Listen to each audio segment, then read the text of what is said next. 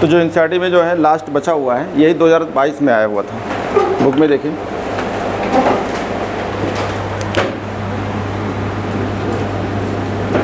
Crystal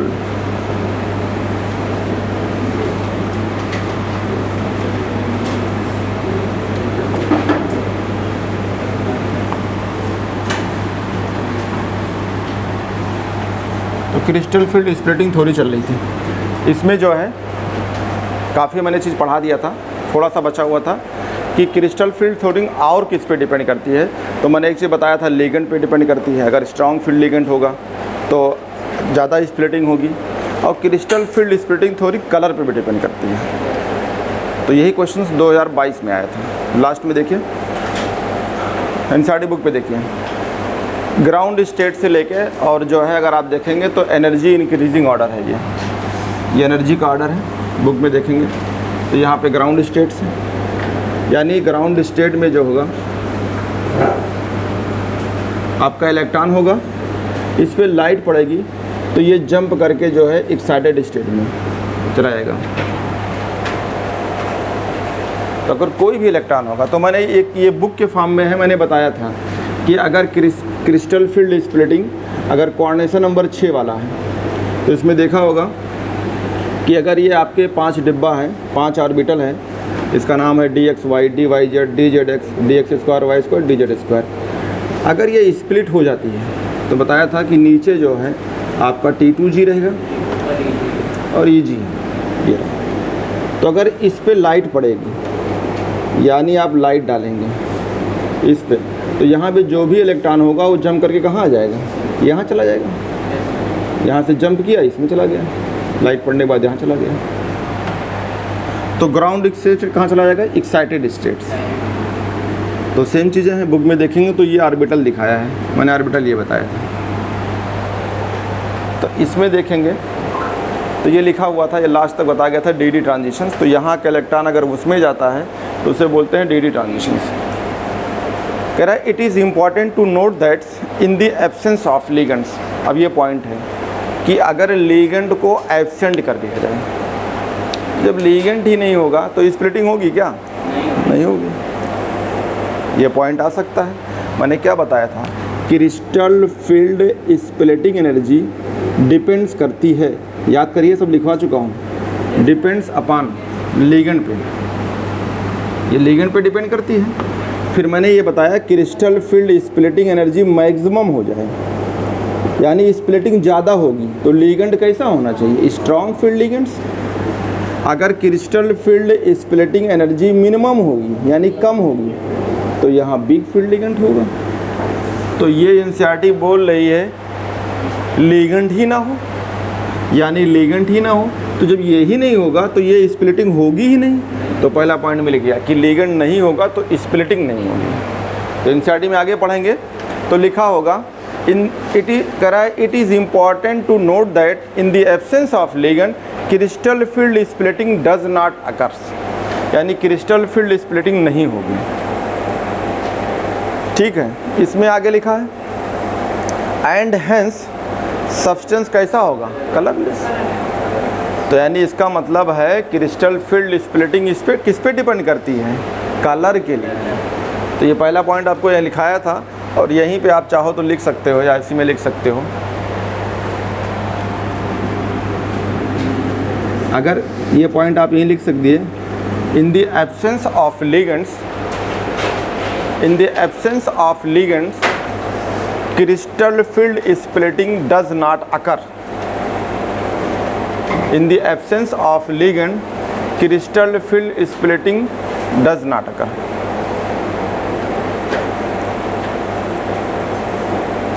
ligand absent होगा, crystal field splitting नहीं होगी।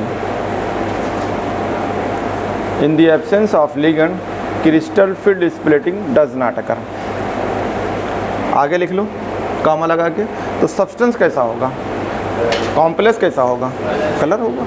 तो कॉम्प्लेक्स को यहाँ सब्सटेंस बोला है, तो आगे कॉमा लिख लो सब्सटेंस या OR और कॉम्प्लेक्स कलरलेस। तो आपका सब्सटेंस या कॉम्प्लेक्स कलरलेस होगा। ठीक, अब अगला एक्सपेरिमेंट एक एक्सपेरिमेंट तो ये हो गया, लिगेंड ही नहीं है, क्रिस्टल फील्ड स्प्लिटिंग ही नहीं होगी, यानी वो टूटेंगे ही नहीं और जो है ग्राउंड स्टेट से एक्साइटेड में जाएंगे नहीं। अरे यार सबसे बड़ी बात कहते हैं ना, नहीं ना रहे बांस ना बजे बांसुरी। कॉम्प्लेक्स बना है, कोई कॉम्प्लेक्स ऐसा बनाया हो बिना लिगेंड का? अगर कॉम्प्लेक्स बनाया हो तो यहाँ ज़रूर एल लिखा हो, ये एल के नंबर 4 हो या 6 हो, ये ज़रूर बताया हूँ। अब कह रहा है यही ना हो, यहाँ कैटायन बताया था कि अगर ये कैटायन होगा तो एक कॉम्प्लेक्स ये हो सकता है, जैसे मान लो K4 FeCN6। अब बताओ, आप खुद सोचो कि ये है ही नहीं, ये है ही नहीं, और कह रहे हैं कि हम कॉम्प्लेक्स पढ़ रहे हैं। या तुम ऐसे सवाल बने कि भैया बिना लिगेंड का कॉम्प्लेक्स पढ़ते हो, ऐसे सवाल पूछ ले, बिना लिगेंड कॉम्प्लेक्स पढ़ते हो? अब दिमागे नहीं है तो कुछ भी बोलो, लिगेंड ही नहीं होगा तो कॉम्प्लेक्स कहाँ बनेगा? ये अगर मान लो ये एग्जाम्पल है, कोई और एग्जाम्पल ले सकता हूँ, मान लो ये ले लो, ये हो गया, ये बना दिया। हम कह रहे हैं ये लिगेंड है ही नहीं, तो जब ये लिगेंड ही नहीं है तो ये कॉम्प्लेक्स मिलेगा? कॉम्प्लेक्स ही नहीं होगा, तो बिना लिगेंड कॉम्प्लेक्स होते ही नहीं है। तो यहाँ सवाल था कि लिगेंड को हम एब्सेंट कर दें तो क्या होगा, तो इसका मतलब कॉम्प्लेक्स ही नहीं बनेगा, या आप कहेंगे सब्सटेंस या जो होगा वो कलरलेस होगा। तो इसलिए कॉम्प्लेक्स वर्ड यूज ही नहीं किया, जब लिगेंड ही नहीं तो कॉम्प्लेक्स कहेंगे, तो इसलिए सब्सटेंस कह दिया। तो सब्सटेंस जो है कलरलेस होगा। अब एक एक्सपेरिमेंट और, इनको हम चेंज करेंगे। ये हो सकता है हम यहाँ पे CN लगा है, हम कोई तरीका पढ़ाएंगे, अभी आइसोमेरिज्म पढ़ाएंगे तो बताएंगे कि इस यहाँ से हटा के इनमें कुछ और लगा दें, यहाँ पे न्यूट्रल लिगेंड लगा दें, यहाँ पे आपका जो है आपके नेगेटिव लिगेंड ये लगा सकते हैं, यानी चेंज कर सकते हैं। तो इसमें सिर्फ चेंज करने का एक ही पॉइंट है, वो है वाटर, और नीचे एक्सपेरिमेंट दिया है, और यही 2000 आपका जो है सवाल था 22 का। तो और चेंज करते हैं, फिर क्वेश्चन कराते हैं 22 का। तो लिगेंड के लिए अब लिगेंड चेंज करने जा रहे हैं। लिगेंड चेंज का मतलब जो है, जो लिगेंड लगा होगा उसको बदलेंगे, उसके जगह पे कुछ और लगाएंगे। तो क्या हो सकता है? तो पॉइंट नंबर फर्स्ट ये लिखा हुआ है कि for the example removal of waters from, ये हम ये लिखा है TiH2O का होल 6Cl3 ऑन हीटिंग्स। तो ये बताओ, हीट करते हैं तो किसी चीज़ को अगर आप गर्म करेंगे तो वो क्या होगी? अगर कम गर्म रहेगी, कम गर्म करोगे तो वहाँ से कम चीज़ कोई निकलेगा, कम भाप बनेगा, कम कोई चीज़ हटेगा। और किसी को बहुत हाई टेम्परेचर कर दो, जैसे मान लो किसी के दादा मर गए तो ले आके उनको हाई टेम्परेचर पे डाल दो, तो बाद दादा बचेंगे क्या? नहीं। अब मान लो थोड़ा बहुत जलाओ, कहीं लकड़ी रख दो तो कुछ ना कुछ तो पार्ट बच जाएगा। तो यही डिपेंड करता है कि आप टेम्परेचर कितना देते हैं। तो 2 वर्ड होता है, टेम्परेचर इतना डिग्री, या फिर लिखा हुआ होता है हाई टेम्परेचर्स। तो जब बहुत हाई टेम्परेचर होगी तो किसी चीज़ को भी गला सकते हो, हटा सकते हो, जला सकते हो, कुछ भी कर सकते हो। तो यहाँ पे लिखा है for example removal of water from on heating, या एक वर्ड लिखा है क्या? रेंडर्स। रेंडर समझते हो? इतनी ज़्यादा गर्म कर दें कि पूरा पानी हट जाए। तो कितना टेम्परेचर देना पड़ेगा? High temperature. तो अगर आप हाई टेम्परेचर देंगे तो क्या होगा? ये हो जाएगा इट कलरलेस। ये रहा। तो हुआ क्या होगा? अगर ये कॉम्प्लेक्स है आपका, ये लिखा है TiH2O का, ये लिखा है होल 6, और यहाँ पे लिखा है Cl3, इसको आप ज़्यादा गर्म करेंगे, हाई टेम्परेचर करेंगे, तो रिमूवल ऑफ वाटर फ्रॉम, तो जब हाई टेम्परेचर करेंगे तो ये पूरा यहाँ से हट जाए। यानी अगर आप हाई टेम्परेचर दीजिए तो जब यहाँ से पूरा वाटर को रिमूव कर देंगे तो खाली यही बचेगा। तो खाली यही बचेगा तो कलर देगा क्या? तब भी कलर नहीं देगा। तो ये क्या हो जाएगा? कलरलेस। समझ में कुछ आ रहा है? खाली हम ही समझ रहे हैं। ये पूरा हटा दिया, नहीं पता चला हम ही पढ़ रहे हैं, हम ही समझ। बहुत सारे टीचरगंज में पढ़ाते हैं, अपने पढ़ते अपने समझते हैं। अब इतना सारा बच्चा बैठता होता है, कौन पूछने जाए? पूछ लो तो कोई बेइज्जती ना हो जाए, तो ये प्रॉब्लम होती है। तो ये मैं पूरा हटा दिया हूँ। अभी एक तरीका और है, पूरा नहीं हटाएंगे, जो नीचे आपका टेस्ट ट्यूब लिख रहा होगा। तो जब यहाँ हाई टेम्परेचर करेंगे तो रेंडर्स का मतलब पूरा गायब, तो ये पूरा यहाँ से हट जाएगी। तो यहाँ जो मिलेगा ये कॉम्प्लेक्स जो कलर दे रहा था, अब वो कलरलेस हो जाएगा। चाहे देख लो, अभी एग्जाम्पल पढ़ाया था। अगर ये अभी हम गर्म नहीं कर रहे हैं तो बताओ क्या होगा? तो चेक कर लो। इसको मान लिया x, ये 0 × 6, ये हो जाएगा -1 × 3। ये पूरा कॉम्प्लेक्स पे कोई चार्ज नहीं है तो 0। तो ये हो गया 0, ये -3 = 0, तो x बराबर +3। ये रहा। आपको बताया था या तो टाइटियम लीजिए 22, और 22 का कॉन्फ़िगरेशन करोगे 1:2 2:2 करके, तो लास्ट में आएगा 3D2 4s2। और या फिर आप कुछ ना करिए तो आप ऐसे लिख लीजिए इनका एटॉमिक नंबर लिख लिया 22 और लिखा S लिख D लिख पलट दे, तो पलट के लिख दो तो D में 2 और S में 2। अगर कॉन्फ़िगरेशन करेंगे तो सही में ये 3D सीरीज़ है और ये 4S है तो ये आ जाएगा। तो Ti को बनाना है हमें +3 तो +3 रहा। तो D में कितना इलेक्ट्रॉन है 1 तो 3D 1 और 4S 0। अब खुद देखो अगर हम इसे गर्म नहीं कर रहे हैं तो ये कलर देगा, बिल्कुल देगा। आप चार्ट में देख लो दिया होगा कि अगर आप ये लाइट डालते हैं इसी के ऊपर तो वेवलेंथ एब्जॉर्ब करेगा और कुछ ना कुछ इसका अपना कलर आएगा। लास्ट वाला शायद यही है, देखो लिखा होगा TiH2O4 का होल 6, ये जो चार्ट बना है आपका। और चार्ट में अगर लाइट एब्जॉर्ब कर रहा है वेवलेंथ 498, तो जो 498 होगा तो ब्लू ग्रीन लाइट एब्जॉर्ब कर रही थी और कोऑर्डिनेशन कंपाउंड कलर कैसा दे रहा था, पर्पल लिखा है ना हमारे, तुम्हारे में क्या लिखा है वायलेट। तो चलो ठीक है, पर्पल वाइट कोई दिक्कत नहीं है। तो ये जो है आप ये पढ़ाया था कल आपको, मतलब इससे पहले लेक्चर में परसों, कि अगर किसी कॉम्प्लेक्स पे अगर आप लाइट डालते हैं तो वो कौन सी लाइट होगी, उस लाइट का वेवलेंथ होगा, उस वेवलेंथ को एब्जॉर्ब करने के बाद इसका कोई ना कोई कलर आएगा। तो देखो अभी तो ये कलर दे रहा है, तो इतना पार्ट तो अलग हो गया। ये अलग सवाल बनेगा कि अगर किसी भी कॉम्प्लेक्स पे आप लाइट डालते हैं और तुम्हारे यहाँ कॉम्प्लेक्स में सिर्फ 6 ही कॉम्प्लेक्स, उसे याद करना है, ऐसा तो कोई भी हो सकता है। तो 6 पे अगर लाइट डालते हैं तो इसमें अलग अलग वेवलेंथ का लाइट एब्जॉर्ब करेगा और इसके बाद इसका कोई ना कोई कम्प्लीमेंट्री कलर होगा। कम्प्लीमेंट्री का मतलब कोई कलर एब्जॉर्ब किया उसके बदले में कलर दिया, तो इसको अंग्रेजी में क्या बोलते हैं, कम्प्लीमेंट्री। अरे यार मान लो लाल एब्जॉर्ब किया, नीला कलर दिया यानी ब्लू कलर दिया, तो क्या बोलेंगे, ये एब्जॉर्ब किया ब्लू दिया, तो इसे वर्ड क्या होगा, कम्प्लीमेंट्री। तो इसको बोलते हैं कम्प्लीमेंट्री कलर्स। क्लियर हो गया। तो ये चीज़ अलग पॉइंट थी, अब इसमें ना जोड़ देना। तो ये अलग पॉइंट हो गया। अब इसमें दूसरा पॉइंट्स कि अगर गर्म कर दो हाई टेम्परेचर रेंडर्स, तो आप ये पूरा निकाल दीजिए। तो ये पूरा कॉम्प्लेक्स को अगर आप यहाँ से लिगेंड को हटा देंगे तब भी सब्सटेंस क्या होगा, कलरलेस। अब आता है तीसरा पॉइंट्स। अभी इसमें एक और बचा होगा कॉपर सल्फेट का, ये ले लो। कॉपर सल्फेट 2 फॉर्म में पढ़ा होगा, पढ़ा होगा कॉपर सल्फेट सिर्फ CuSO4, और एक पढ़ते हो CuSO4 के साथ पानी लगा हो। पानी का मतलब कि ये कहीं रख दो तो ये हाइग्रोस्कोपिक होती है, पानी एब्जॉर्ब कर लेती है। तो ये पानी इनका नहीं है, ये पानी किसी भी चीज़ एटमॉस्फेयर में वाटर होता है, तो इस वाटर को ये एब्जॉर्ब कर लेते हैं, अपने साथ लग जाते हैं, तो इन्हीं के साथ पानी दिखाया जाता है।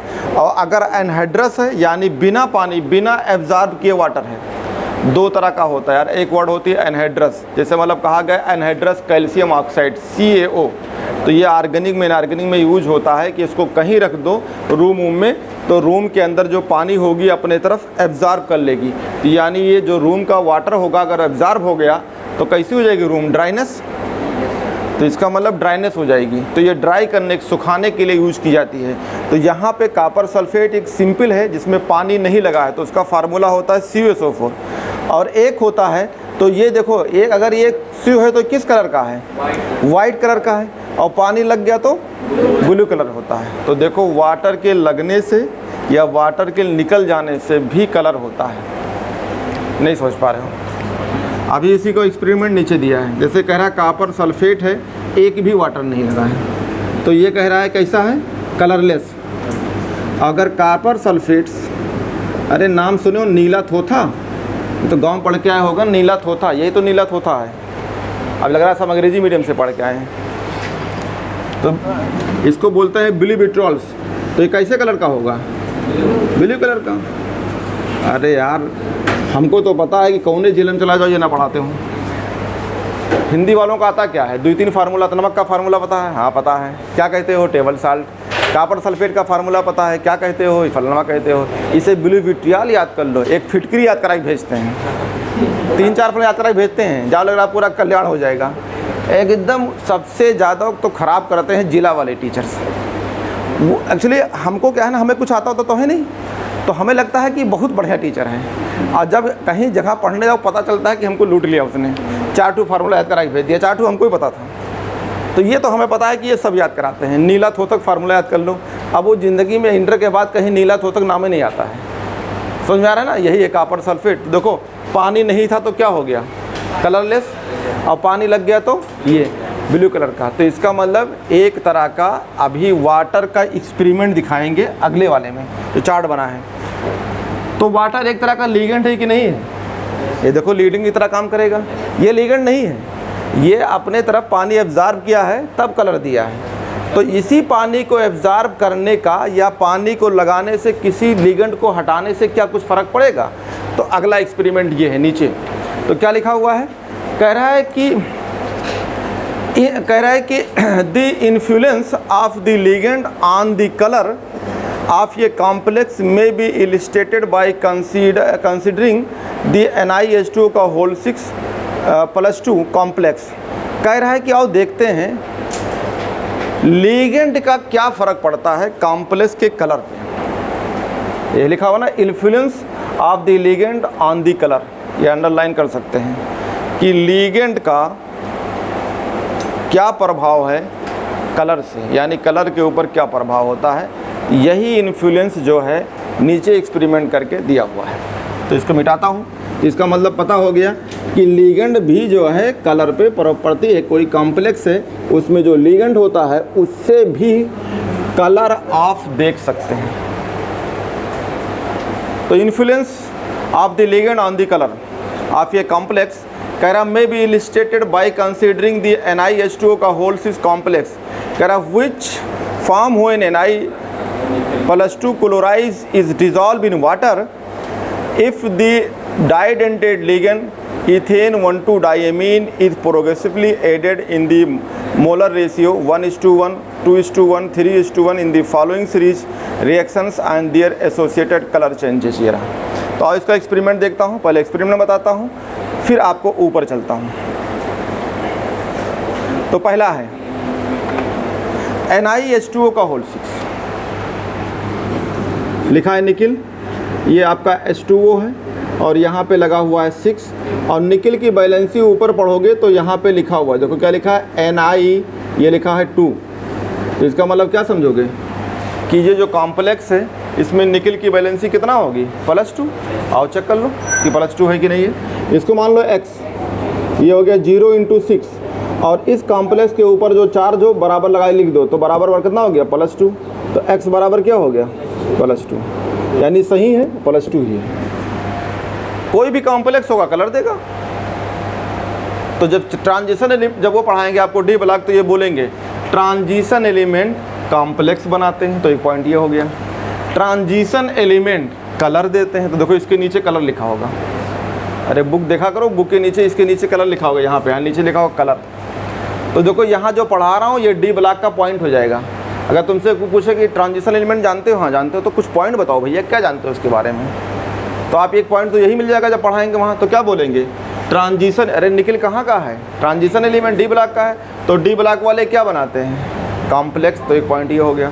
ट्रांजिशन एलिमेंट क्या देंगे? कलर। क्यों कलर देंगे? तमाम सारा एक्सप्लेनेशंस, डी ट्रांजिशंस, लाइट डालो, स्प्लिटिंग होगी तो ये ग्राउंड स्टेट से कहाँ चले जाएंगे? एक्साइटेड स्टेट से कलर मिलेगा। और कोई भी कॉम्प्लेक्स होगा उसमें लिगेंड लगा होगा तो लिगेंड वजह से कलर होगी। तो 3-4 पॉइंट तो यही हो गया। तो कुछ रटना नहीं है, यही देखिए यही बताइए और यही पॉइंट आपको डी ब्लॉक में पढ़ाएंगे। तो ऐसा कुछ नहीं है कि यहाँ पढ़ा रहे तो डी में कुछ और पढ़ाएंगे। तो देखो ये अपने का +2 हटा दिया क्योंकि ये लिखा हुआ था पहले से बुक में। तो ये इक्वस फॉर्म में है, ये कलर देगा 100% देगा। क्योंकि अगर आप देखेंगे +2 है तो देखो निकिल है +2 28, एस लिख डी लिख पलट दे तो डी में हो गया 8 और एस में हो गया 2। तो निकिल अगर +2 बनाएंगे तो 2 यहाँ से निकलेगा, डी कितना होगा? 8। अब इसको भरना स्टार्ट करिए। और ये अब वाटर कैसा है? Weak field ligand. तो पेयरिंग होगी? नहीं होगी। तो जब पेयरिंग नहीं होगी तो पहले कितना इलेक्ट्रॉन? डी में होगा 1 2 3 4 5।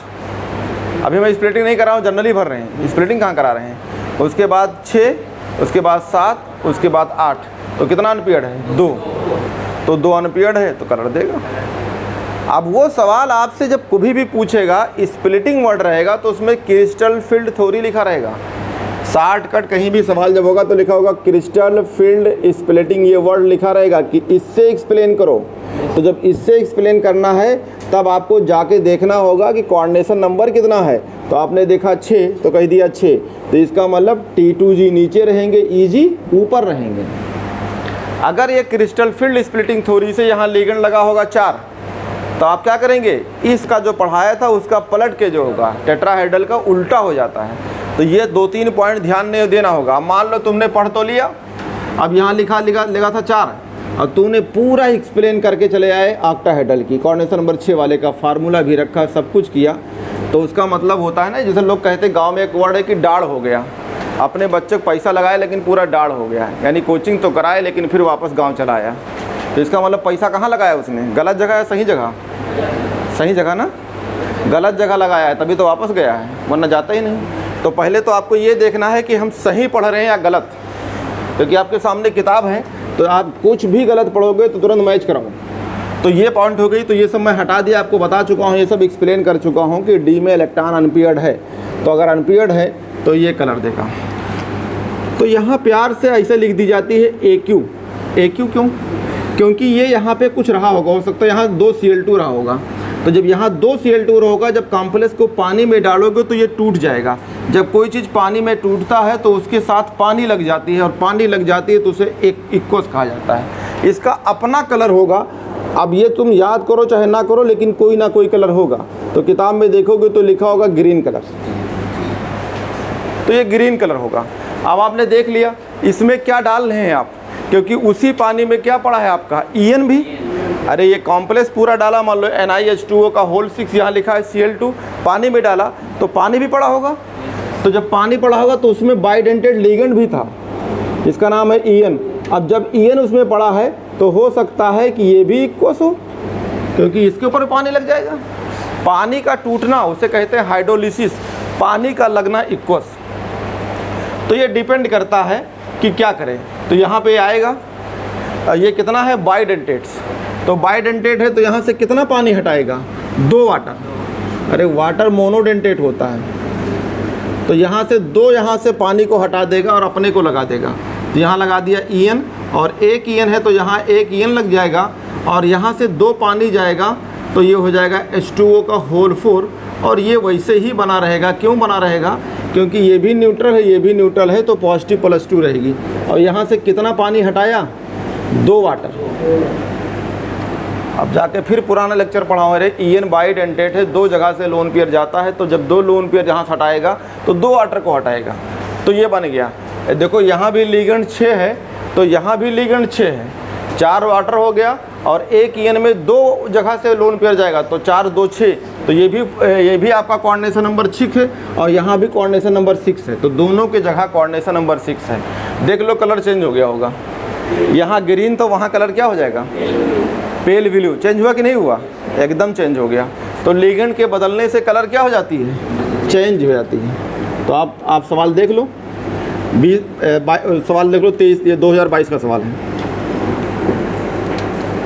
तो सेम सवाल 2000 आपका यही सीक्वेंस था ABC करके, ठीक है। तो एक ये हो गया। कलर देख लो, ये क्रिस्टल फील्ड स्प्लिटिंग में ही पढ़ रहा हूँ। तो आपके प्रीवियस सवाल में देखेंगे तो ये सवाल आपको मिलेगा 2022 का सवाल था, ABCD करके था, और कह रहा था कि ज़्यादा कलर कौन देगा। तो ज़्यादा कलर कौन देगा, जो ज़्यादा स्ट्रांग फील्ड लिगेंड लगा हो। तो EN किस में आता है, CO हो, CN2 हो, EN हो, याद नहीं आ रहा है? तो ये किस में आता है, स्ट्रांग फील्ड लिगेंड। तो स्ट्रांग फील्ड लिगेंड जितने ज़्यादा रहेगा उतने ज़्यादा क्या देगा, कलर। तो अगला देखो इसमें, अब इसको फिर चेंज करने जा रहे हैं। तो अगर हम इसको उठाएं उस वाले को और फिर EN से चेंज कर दें, फिर चेंज कर दें, तो उसको उठा रहा हूँ, पेल ब्लू को उठा के यहाँ लेता हूँ। ये लिया NI और ये EN है, और साथ में वाटर है आपका यहाँ पे 4, और अब की मैं फिर चेंज करने जा रहा हूँ। एक EN और ले लें,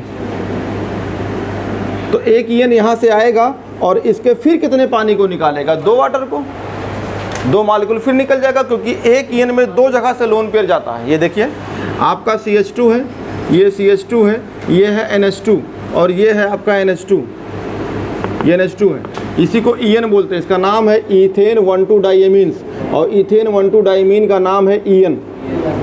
तो यहाँ से एक लोन पेयर यहाँ से गया, एक लोन पेयर यहाँ से गया, तो कितने लोन पेयर जा रहा है, 2, और वाटर से कितना लोन पेयर जाता है, 1। तो जब एक वाटर से सिर्फ एक लोन पेयर जाएगा, हैं तो वाटर के, लेकिन यहाँ से एक लोन पेयर जाएगा, तो भैया जब 2 लोन पेयर ये देने वाला है तो 2 पानी खटाओ, तो 2 पानी खटा दिया तो ये बराबर हो जाएगा EN के, क्योंकि ये जाएगा कॉम्प्लेक्स के सेंट्रल मेटल से लगेगा तो 2 जगह से लोन पेयर देगा, तो इसको 2 पानी हटाना होगा, तो फिर EN आएगा, यहाँ पे आएगा EN और इससे कहेगा हट लो, तो कितना पानी हटाएगा, 2 वाटर, तो यहाँ से कॉम्प्लेक्स बन जाएगा ये NiEN का होल ट्वाइस, और अब आपका वाटर रहेगा और वाटर हो जाएगा 2, ये हो जाएगा इक्वस, और यहाँ से 2 वाटर फिर निकल गया, एक कॉम्प्लेक्स ये फिर बन गया। तो लिगेंड को मैं ट्रांसफ़र कर रहा हूँ, फिर देखो कलर चेंज हो जाएगा, कलर क्या दे रहा है, पर्पल या ब्लू, यानी कलर चेंज हो रहा है, पर्पल या ब्लू कलर का है। फिर देख लो, फिर चेंज हो जाएगा, फिर वहाँ से उठाते हैं उसको, NiEN का होल ट्वाइस और H2O, आपकी यहाँ पे 2 वाटर है तो आपकी दोनों हट जाएगा, क्योंकि एक EN के लगने से 2 वाटर मॉलिक्यूल हटते हैं, तो ये पूरा हट जाएगा। तो यहाँ बन जाएगा NiEN का होल थ्राइस, और ये हो जाएगा +2 और 2 वाटर फिर निकल गया। ये भी कलर चेंज हो जाएगा, ये आपका पर्पल या ब्लू कलर था, आपकी चेंज कलर कैसा हो गया, वायलेट्स। तो आपको एक्सपेरिमेंट में भी दिख रहा है, एक्सपेरिमेंट में भी दिख रहा है, देख लो साफ दिख रहा है, कलर चेंज हो गया। तो अगर कलर चेंज हो रहा है तो आपको यही सवाल पूछ लिया, क्या सवाल आ गया, अगर आप क्वेश्चन पढ़ेंगे तो क्वेश्चन पे लिखा होगा कलर चेंज के लिए। क्वेश्चन है, कह रहा है कि the order of energy absorb in the responsible for the order of complex. ये आपके सवाल थे 2022 का, ठीक है। अब एग्जामिनर ने चेंज कर दिया, यहाँ ABCD मान लिया और ABCD सिंक्वेंस में भी नहीं माना। तो ये क्वेश्चन है आपके, कह रहा है कि the order of energy, the order of energy absorbed which is responsible for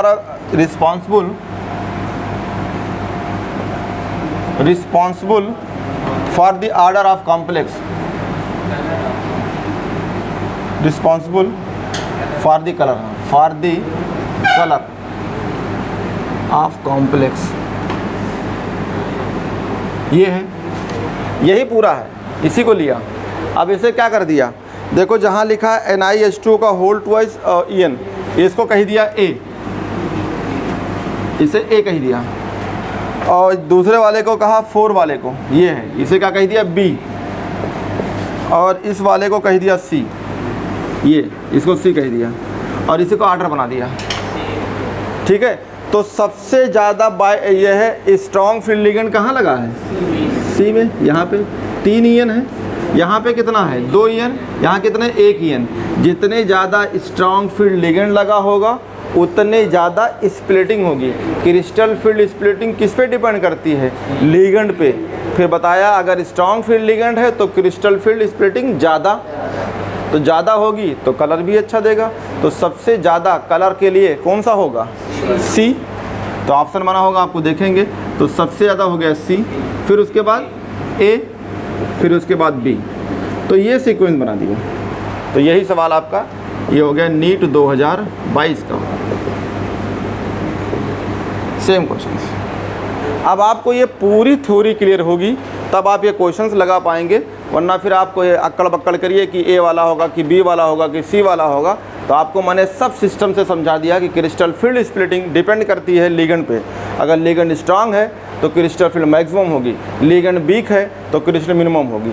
फिर बताया क्रिस्टल फील्ड लिगेंड डिपेंड करती है आपके जो है कलर के लिए। अगर कोई लिगेंड जितने ज़्यादा स्ट्रांग होगा तो वो ज़्यादा कलर देगी, अगर कोई लिगेंड कम लगा होगा यानी वीक लगा होगा तो कम होगी। फिर आपको ये भी बताया कि लिगेंड के चेंज करने से कलर चेंज हो जाती है। ये आपके सामने है कि अगर ग्रीन था मैंने वाटर हटाया EN डालाया तो कलर चेंज हो गया।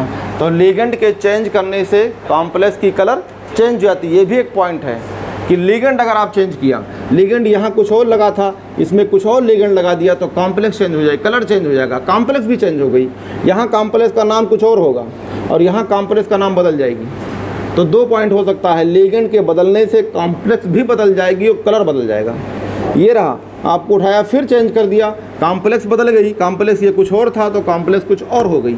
अगर कॉम्प्लेक्स जो है फिर आपने लिगेंड चेंज किया तो कॉम्प्लेक्स का नाम बदल जाएगा और कॉम्प्लेक्स का कलर भी चेंज हो जाएगी। ये रहा। अब इसमें दिया रेशियो, क्या रेशियो है इसमें ऊपर लिखा हुआ है 1:2। किसका रेशियो लिया, ऊपर पढ़ेंगे तो निकिल ऊपर दिया होगा, कह रहा है if the molecular ratio EN और NI का। आओ भैया देखते हैं सेंट्रल मेटल और EN का रेशियो चेक कर लो। पहले में सेंट्रल मेटल कितना है ENI 1, तो EN कितना है 1, तो इसमें रेशियो कितना होगा 1:1। EN है यहाँ 1, सॉरी NI है 1 और EN कितना है 2, तो यहाँ रेशियो कितना होगा 1:2। यहाँ पे EN है 1, NI है 3, तो यहाँ रेशियो कितना होगा 1:3। तो ये आपके बुक में दिया था ऊपर कि रेशियो बताइए निकिल और EN का रेशियो, तो ये आपके सामने है। और नीचे अगर आप देखेंगे तो सब एक्सप्लेन किया है। देखो आपके जो बनाए हुए हैं नीचे अगर देखेंगे तो आपका एक टेस्ट ट्यूब लिया है, टेस्ट ट्यूब में सबके अलग अलग कलर अच्छी तरीके से दिख रहा है, दिख रहा है। अगर आप देखेंगे पहले वाले में तो NiH2O का होल सी दिखो ग्रीन कलर, टेस्ट ट्यूब में ग्रीन कलर दिख रहा है। अगर दूसरा देखेंगे NiH2O का होल 4 EN+2, तो ये आपको साफ साफ दिख रहा है कि ब्लू है, लेकिन हल्का ब्लू है। 2 तरह होता है, एक डार्क ब्लू एक लाइट ब्लू होता नहीं, तो ये ब्लू ही कहोगे चाहे वो डार्क हो चाहे वो हल्का हो। अगला आते हैं, ठीक है। अब H2O का हो आपका यहाँ पे दिया हुआ है 4 और 2 EN ना, 4 वाटर है और 2 EN है। ऊपर क्या बोल रहा था पेल ब्लू ना, ऊपर 4 वाटर 2 EN, और यहाँ पे भी आपको दिख रहा होगा उसी तरह, किसी में हो सकता है ब्लैक दिख रहा होगा, पर्पल लग रहा है ना। या 2 वाटर है और 2 EN है, नहीं 4 वाटर है 2 EN है, तो 4 वाटर 2 ऊपर, आप 4 में जाइए, 4 वाटर है और 2 EN है, 4 वाटर हो जाएगा तो कितना होगा 4 मोनोडेंटेट, और 2 EN का मतलब कितना होगा, तो ज़्यादा हो जाएगा ना। अरे 1 EN में कितना 2, तो 2 EN में कितना 4, और 4 वाटर तो कितना हो गया 8। तो आपको मैंने एक चीज़ बोला था ना कि जनरली कितना होता है 6, लेकिन मैंने एक बात बोला था याद है कि लिगेंड कितना हो सकता है 8 से भी ज़्यादा। एक बार जेई मेंस ने पूछा था, उसमें 14 था, और हम पढ़ाए गए और जेई मेंस का एग्जाम लगा रहे थे, तो कह रहे थे अरे आप तो पढ़ाते हैं 6, तो 14 लिखा हुआ था। तो हमने कहा जब दिमाग की बत्ती नहीं जली होती क्या करें, कितनी बार बोला कि जनरली 4 और 6 होता है, ये मैंने कहाँ लिखा दिया तुमको जो है कि खाली 6 ही रहेगा। तो जो पॉइंट बोलो मैं जनरली आगे बोलता हूँ तो उसको परमानेंट मान लेते हो। हमने ये भी बोला था कि ये 4-6 तुम जनरल आपके एग्जाम्पल मिलेंगे, लेकिन ऐसा नहीं है कि लिगेंड केवल 6 ही मैक्सिमम रहेगा। वो एक जेई मेंस ने पूछ लिया 18 लिगेंड लगा, पता नहीं 14 था 18 लगा हुआ था, पूरा गिनोगे इतना मिल रहा था। देखो तुम्हारे सामने मिल गया, यहाँ लिगेंड कितना लगा हुआ है मोनोडेंटेट में 8। अरे 4 पानी से 4 अलग अलग लोन पेयर जाएगा तो 4 मोनोडेंटेट हो गए, और 1 लिगेंड से 2 मोनोडेंटेट, तो 4 2 6, तो 2 EN है, तो कितना हो जाएगा 8। तो यहाँ पे कोऑर्डिनेशन नंबर 8 लिखा है, CN बराबर 8, चाहे नीचे ही लिख लो, किताब में ही नीचे लिख लो CN बराबर 8। नहीं पता चला कि फिर आप सवाल लग पूछो, समझा दो अगर बाद फिर पहुँच जाते ये कैसे हो गया। तो यहाँ पे लिखें कोऑर्डिनेशन नंबर CN बराबर 8।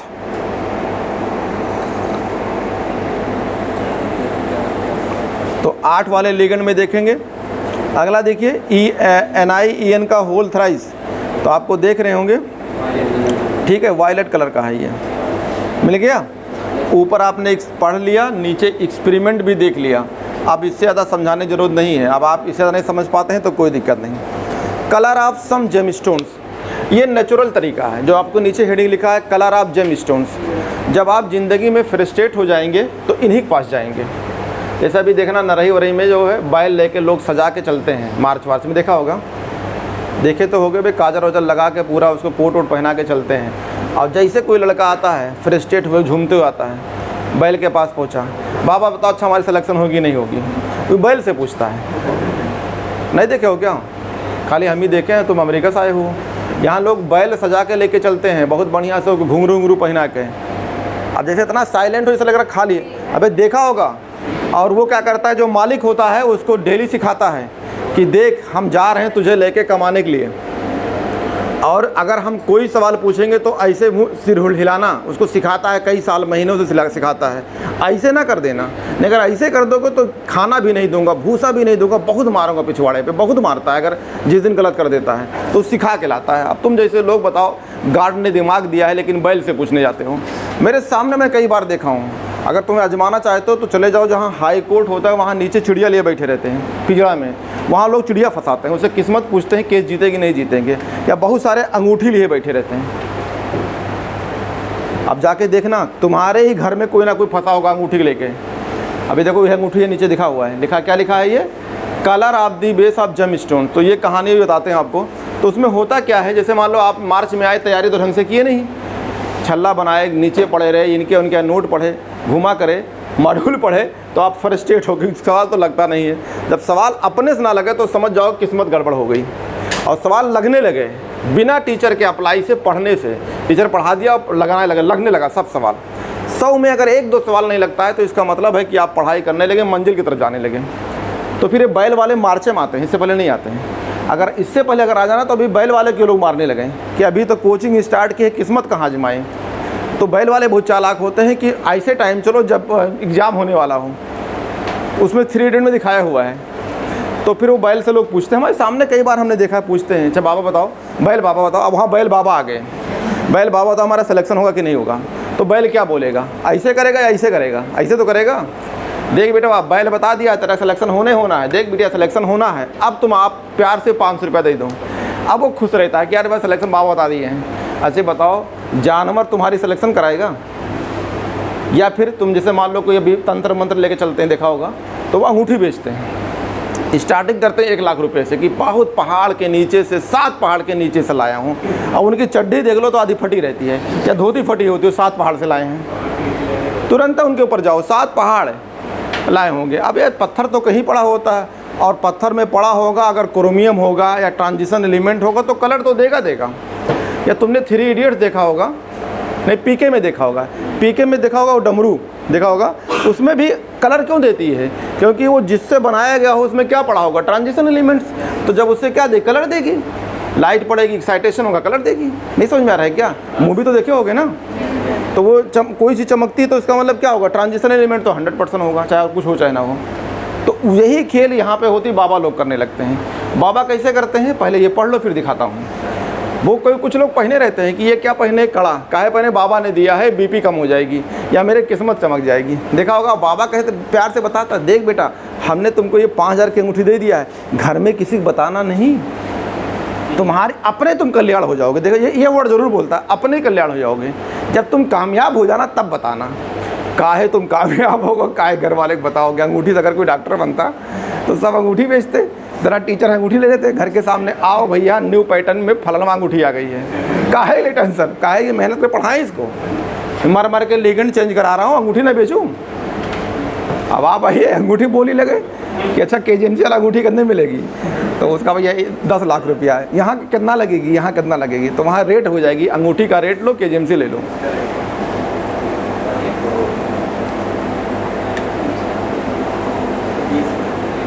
समझ में आ रहा है कि नहीं आ रहा होगा बात ना ये चीज़। मगर अंगूठी से तुम डॉक्टर बनते, छल्ला पहनने से अगर तुम्हारा बीपी कम हो जाता तो KGMC बंद करा देते हैं।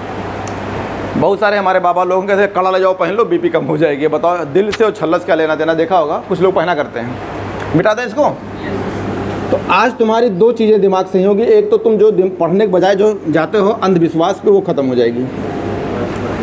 ठीक है, तो ये ख़त्म कर लो अंगूठी उठी पहनने से।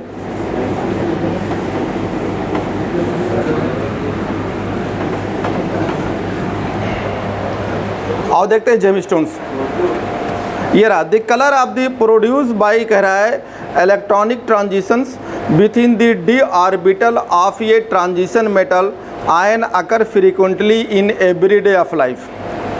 साफ साफ लिखा हुआ है। अच्छा ये बताओ, ऐसा कोई घर नहीं होगा जिसमें अंगूठी लोग ना पहनते हो ना, और ख़ासकर अपने हिंदू धर्म में बहुत ज़्यादा मानते हैं। कौनो बाबा अगर मिल गया, कौनो पंडित वंडित, तो समझा देता है कि पता नहीं, तमाम सारे वो वर्ड जानते हैं ना कि इस मंदिर से, इस पहाड़ के नीचे से ये पत्थर है। अब मतलब भाई आप किसी को मान लो, आप चलते चलते मान लो कि पेड़ खड़ा है कि भैया ये सिलेक्शन कराएगा, दिन भर उसको पकड़े रहो, ये तो तुम्हारे पर डिपेंड करता है ना। और ज़्यादातर मैंने देखा था एमपी में भी बस से उतर के लोग पहले पेड़ पकड़ लेते हैं, छू के तब आते हैं बस में बैठते हैं। हम आ रहे थे भैया, पूरा 8-10 घंटा लग गया, लखनऊ तक आते थे, बस रोक के पेड़ छू रहे हैं। तो अब क्या कर सकते हो उसको कि नहीं, पहले बस पेड़ छू लें तब चलें। अब वो पेड़ बेचारा क्या करेगा तुम बताओ, ना तो बस को रोक पाएगा ना बस को चलने देगा। लेकिन हम मानते हैं तो माना करो।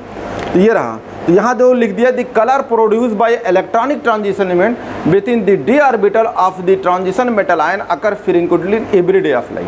सही बात है कि कोई भी ट्रांजिशन एलिमेंट कहीं भी होगा, किसी कॉम्प्लेक्स में होगा या किसी पत्थर में होगा या किसी मॉलिक्यूल में होगा, तो क्या देगा, कलर, तो कलर देगा।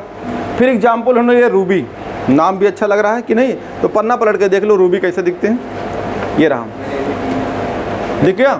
तो कलर मिलेगा आपको, 2 तरह कलर है। पहला है रूबी, कितना बढ़िया लग रहा है, आधा दिखा रहे हैं लाल और आधा हल्का देख रहे हैं ब्लैक। और लाल ब्लैक अब खुद देखो, कोई गाड़ी लेके चलो या कोई कपड़ा पहनो तो कितना अच्छा लगता है, लाल लाल लग रहा है, ट्रेन रोक देंगे, और उसमें ब्लैक भी है तो चमकने जाओ। अब मान लो कि पत्थर लिए हो जिसमें लाल और ब्लैक हो, लाइट पड़े तो कितना चमकेगा यार, तुम बहुत बढ़िया है। हाँ सही बात है, ये फला मतलब पहाड़ के नीचे से आया होगा नहीं। तो आओ देख लो, ये रूबी हो गया। अब इसमें होगा क्या, पीछे आओ, कह रहा है कि एल्युमिनियम ऑक्साइड कंटेनिंग अमाउंट, ये उस एल्युमिनियम ऑक्साइड रहेगा जो आपका ये रूबी है, उसमें क्या रहेगा, फार्मूला क्या है, एल्युमिनियम ऑक्साइड, यानी एल्युमिनियम का ऑक्साइड्स। लेकिन उसी एल्युमिनियम के ऑक्साइड में क्या पड़ा होगा, अगर खाली यही होता तो कलर नहीं देगा, लेकिन इसमें क्या डालो आप, ट्रांजिशन एलिमेंट, और ट्रांजिशन एलिमेंट क्रोमियम आता है। तो देखो आगे लिखा होगा कंटेनिंग अबाउट, बहुत कम है, कितना है, इसके अंदर जो है 0.5 से लेके 1% क्या है, क्रोमियम +3 है। देखो ये हो बता दिया। अब देखो ये गाम बन गया, एक तो एल्युमिनियम ऑक्साइड साथ में क्रोमियम। अब क्रोमियम और एल्युमिनियम ऑक्साइड तो बहुत कम है, जैसे मान लीजिए कि आप ये ले रहे हैं आपको 100 ग्राम्स, तो 100 ग्राम में कितना हो सकता है, या तो 1 ग्राम ये, या तो 0.5 ग्राम, बहुत कम है। अरे यार थोड़ा सा, कहते हैं ना एक मछली पूरी तालाबें ख़राब कर देगी, तो अगर ये 100 ग्राम है तो 100 पूरा मॉलिक्यूल 100 ग्राम है। अरे यार मान लो ये पूरा मिलके कितना है 100 ग्राम, तो इसको डिवाइड करते हैं, अलग करते हैं, तो क्रोमियम कितना मिल जाएगा, या तो 0.5 ग्राम होगा या कितना होगा 1 ग्राम, तो घटा दो इसमें से, तो ये आपका क्रोमियम हो गया। तो जो बचेगा एल्युमिनियम हो जाएगी, तो कितना बचेगा, ये बचेगा 99.5, ये इतना ग्राम या 99 ग्राम, समझ में आ रहा है ना। ये एल्युमिनियम हो जाएगा, एल्युमिनियम ऑक्साइड हो जाएगा, इतना हो जाएगा। अब कितना कम मात्रा में है क्रोमियम है, उसके बाद भी ये काम करेगा, ये हमने मान लिया है। आओ देखते हैं क्रोमियम का एटॉमिक नंबर कितना होता है, 24। ऐसे लिख, डी लिख, पलट दे, ये कॉन्फ़िगरेशन है। तो डी में कितना हो गया 4 और एस में 2, कितना निकालना है 3 इलेक्ट्रॉन, तो क्रोमियम में 3 इलेक्ट्रॉन निकाल दो, तो 2 यहाँ से 1 यहाँ, तो डी में कितना इलेक्ट्रॉन है 3 अनपेयर्ड इलेक्ट्रॉन बहुत काफ़ी है, 1 होता तब भी काम चल जाता। तो ये क्या करेगा, कलर देगा नहीं देगा, बिल्कुल देगा। तो ये मिला के कलर हो जाती है, और ये सब मिला के जो बन के आती है उसी का नाम है रूबी। कह रहे कि आगे बोल रहा है which are randomly distributed in the position normally occur by aluminium +3। कह रहे हैं कि जो इसमें क्रोमियम होगा तो वो क्या होगा, रैंडमली क्या होगा, डिस्ट्रीब्यूटेड होगा। नहीं समझ पा रहे हो, मान लो ये पत्थर है, तो उस पत्थर के अंदर एक जगह एल्युमिनियम नहीं होगा, क्या होगा, रैंडमली, मतलब ऐसे जो है इधर उधर क्या होगा, बिखरा होगा, क्रोमियम पड़ा होगा। अब जैसे मान लो पत्थर लगाते हो, बनाते हो, जैसे पहले, आजकल तो टाइल्स चलने लगा, पहले पत्थर चलता था तो मुजेक बोलते थे, मुजेक्स। तो ऐसे पत्थर लगाते थे तो उसमें लाल पीला काला ऐसे बीच, तो समझ लो वही है कि ये पूरा एल्युमिनियम ऑक्साइड होगा, उसके बीच बीच में कहीं कहीं क्या पड़ा होगा, chromium +3। Which are randomly distributed in position normally occupy by aluminium.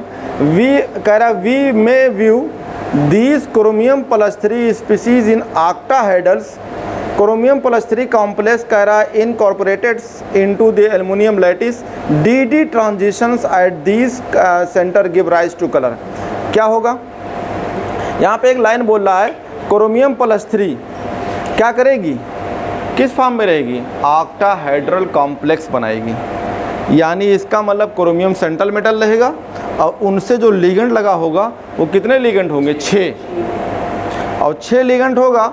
और जब आप उस कॉम्प्लेक्स को सॉल्व करोगे तो क्रोमियम प्लस 3 में आएगा। अब यहाँ पे ये नहीं बताया किसके साथ बनाएगी, तो आप समझ सकते हो कि अगर जो है अगर क्रोमियम अगर वाटर के साथ आती है तो क्या बनाएगी, Cr, अगर थोड़ा बहुत मॉइस्चर पा जाएगी तो क्या करेगी, CrH2O का होल 6 और उस कोऑर्डिनेशन के ऊपर क्या होगा, +3। तो जब आप देखेंगे तो क्रोमियम +3 में आ जाएगा और यही कुल +3 जो होगी आपको कलर देगी। तो देखो कितना अच्छा पॉइंट है, ट्रांजिशन एलिमेंट कलर देते हैं, ट्रांजिशन एलिमेंट कॉम्प्लेक्स बनाते हैं। और आप यहाँ पढ़ रहे हो यही पॉइंट डी ब्लॉक का हो जाएगा कि कॉम्प्लेक्स बनाते हैं कलर देंगे। तो ये कलर हो गया।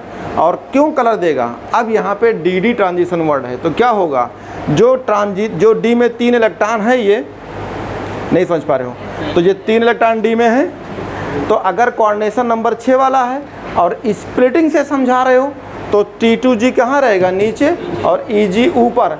तो 3 इलेक्ट्रॉन अगर इस पर लाइट पड़ेगी तो जहाँ कहाँ जम करके जाएंगे, ऊपर वाले EG वाले में। तो इसमें से 1 इलेक्ट्रॉन गया तो तब भी डी ट्रांजिशंस, 2 जाएगा तो तब भी डी ट्रांजिशंस। तो इसमें डी ट्रांजिशन होता है, यानी डी इलेक्ट्रॉन डी में ही चला जाए। डी नहीं समझ पाते हो क्या, अपने घर में ही कूद रहे हैं, कभी होता नहीं, अपने घर में ही कूद रहे हैं तो क्या कहेंगे, इस रूम से उस रूम में कूद रहे हैं तो क्या बोलेंगे, घर घर ट्रांजिशन, यानी घर ही में कूद रहे हैं। तो यहाँ क्या बोलें, डी से डी में कूद के गए तो क्या नाम हो जाएगा, डी ट्रांजिशंस। अब पता चले डी क्या होता है, अब डी पढ़ते कुछ और समझ लेते हैं। तो यहाँ पे हम हर वर्ड को बता रहे हैं, डी से डी में ही जाना। तो ये हो जाएगा कि कह रहा है D transition these centre give rise to the colour. आगे पढ़ो, कह रहा है इन एमरल्ड, कह रहा है EMERALD, ठीक है, एमरल्ड।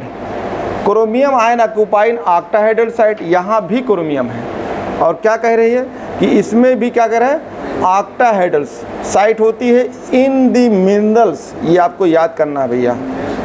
कह रहा है बेरिल जो है BERYL, बेरिल, ये आपको मिलेगा बोरान फैमिली में, क्योंकि बोरान फैमिली में आपको, नहीं बोरान नहीं, एस ब्लॉक में, हाँ बोरान फैमिली। जब एल्युमिनियम पढ़ाएंगे तो एल्युमिनियम सिलिकेट बताएंगे। अरे बैगन आलू गाजर इन्हें तौलो, तो बोरान के बारे में पढ़ाएंगे तो फिर एल्युमिनियम बताएंगे, तो एल्युमिनियम भी तो इसी में रखा हुआ है। तो इसमें सिलिकेट पढ़ाएंगे तो देखो सिलिकेट लिखा होगा, लिखा तो है, SI और O का जो है सिलिकेट कहलाता है। तो सिलिकेट कई तरीके से होते हैं, तो यहाँ सिर्फ पहचान लो, SI होगा और ऑक्सीजन लगा होगा तो सिलिकेट होगा। तो एमरल्ड में देखेंगे, एमरल्ड का जो अंदर देखेंगे तो देखो कॉम्प्लेक्स तो नहीं बना है, लेकिन वहाँ बता रहा है कि क्रोमियम ऑक्टाहेड्रल साइड में होगा, ठीक है।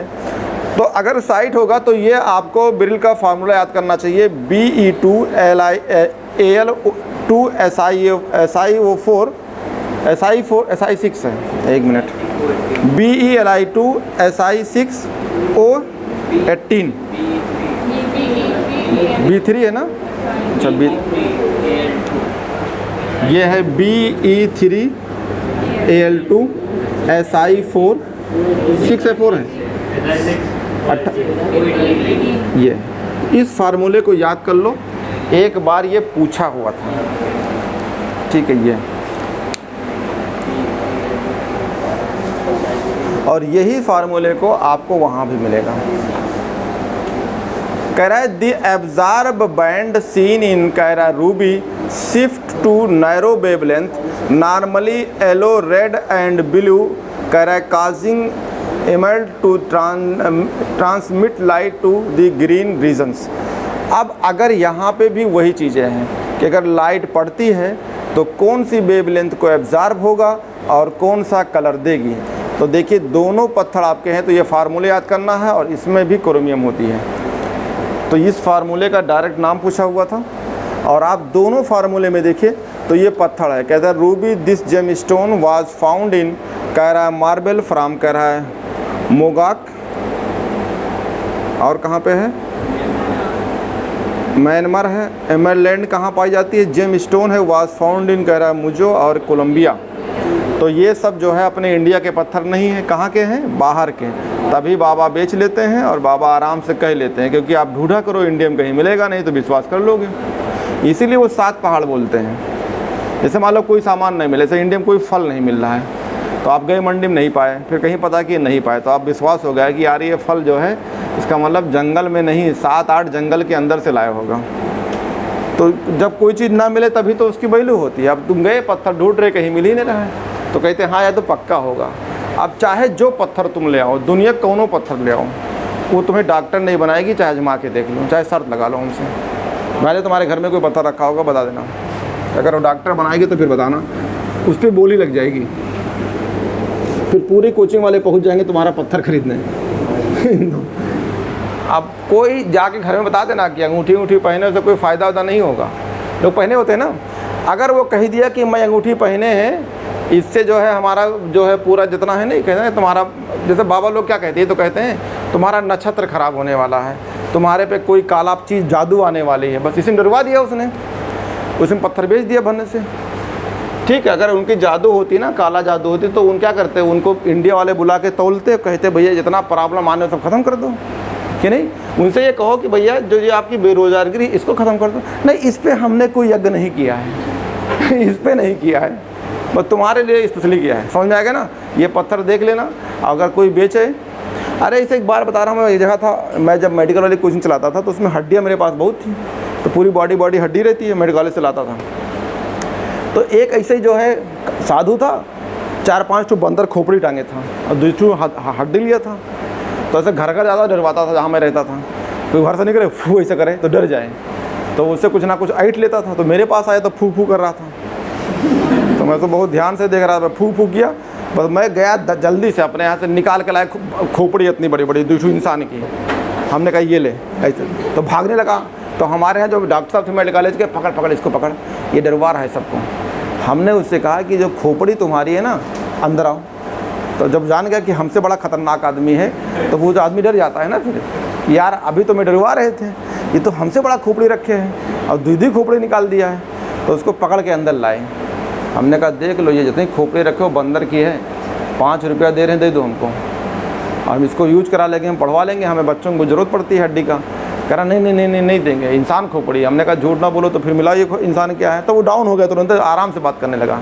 हमने कहा तुम्हारी धंधा हम बंद करा देंगे, बता रहा हूँ। जैसे धंधक बात आई फिर चुप हो गया, एकदम साइलेंट हो गया। उसका धंधा चल रहा था, जैसे मान लो किसी डरवाता था तो घर से 5 रुपये जाता था, तो वो अपने को तमाम भाषा यूज करते हैं, अवघड़ है, पता नहीं क्या है, उनको भी बाबा मानते हैं, कोई देखा होगा।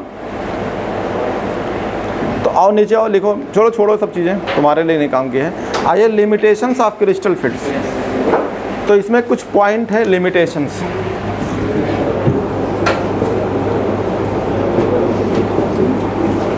Limitations of crystal field theory कहते हैं। अब ये हर जगह क्रिस्टल फील्ड नहीं लगा सकते हैं, कोई भी तो जिस चीज़ खोज होती है ना, तो उसमें कुछ ना कुछ कमियां होती हैं।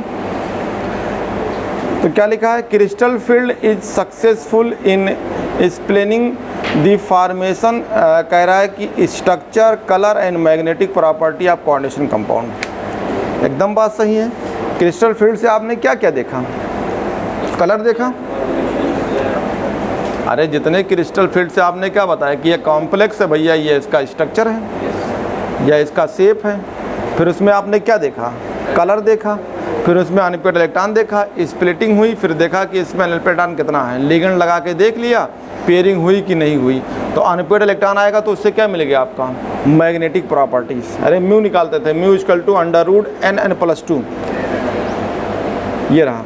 तो आगे magnetic property of coordination compound to a large extent, यानी इतनी चीज़ें, स्ट्रक्चर, कलर, मैग्नेटिक प्रॉपर्टी हम बहुत अच्छी, लार्ज एक्सटेंट समझते हो, बहुत ज़्यादा, यानी ये सब चीज़ें हम बहुत ज़्यादा इससे एक्सप्लेन किए। आगे क्या हुआ, हाउएवर फ्रॉम द अजम्पशंस, तो यहाँ क्या प्रॉब्लम थी, क्या व्याख्याएं थी, that the ligand are point charge. अब यहाँ पे कह रहे हैं कि हम ये मानते थे कि लिगेंड कैसी है, पॉइंट चार्ज। तो आप क्रिस्टल फील्ड में देख रहे थे कि आपका न्यूट्रल लिगेंड है या आपका निगेटिव लिगेंड से, याद आया? अगर न्यूट्रल लिगेंड था तो डायपोल बनता था और निगेटिव लिगेंड था तो पॉइंट चार्ज करते थे। पीछे पढ़ाया और कुछ लोग तो लग रहा पहली बार सुन रहे हैं। अगर ये आपको याद नहीं रहा तो आप मेडिकल कॉलेज भूल जाओ कि जाना है। जितना आप, मैंने कहा था 25 बार पढ़ना, नहीं पता नहीं भी 5 बार नहीं पढ़े होगे। जितने ज़्यादा पढ़ोगे उतने ये पॉइंट याद रहेगी, एनी टाइम याद होना चाहिए। अब मैं बता चुका हूँ ये चैप्टर ख़त्म होने वाला है। तो यहाँ पे पॉइंट चार्ज की बात कह रहा है इफ़ फॉलो दैट, यहाँ से अंडरलाइन करना है, कह रहा है it follow that anionic ligand should exert the greatest splitting effect. अब यहाँ ये बात कह दिया एक चीज़ है, क्या कह रहे हैं? It follow that anionic ligand, anion समझते हो, निगेटिव वाला।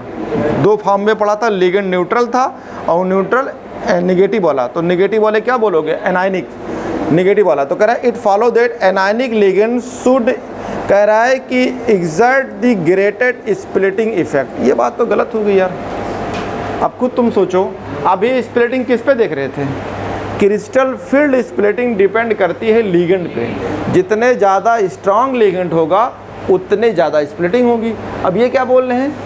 निगेटिव वाला अगर लिगेंड होगा तो वो क्या करेगा? ग्रेटेड स्प्लिटिंग होगी। तो गलत होगी नहीं? गलत होगी। अब शुरुआत में देखो CO है, CN है, NO2 है, EN है। तो इसमें देखिए न्यूट्रल भी तो हैं, खाली निगेटिव वाले हैं नहीं। CN माइनस खाली निगेटिव है जो कि एनसीईआरटी दिए नहीं है। तो बाकी क्या है? CO है, देखो CO है, CN निगेटिव में आता है, NO2 नहीं दिया है, NO2 हमने लिखवाया है। तो CN तो निगेटिव हो गया लेकिन CO भी तो है और साथ में EN भी तो है। तो CO और EN को छोड़ दें क्या? तो ये थ्योरी सही हो रही है? नहीं, तो ये थ्योरी यहाँ पे गड़बड़ हो रही है कि खाली निगेटिव वाले स्प्लिटिंग कराते हैं। नहीं, उसमें स्ट्रांग या वीक देखना होगा।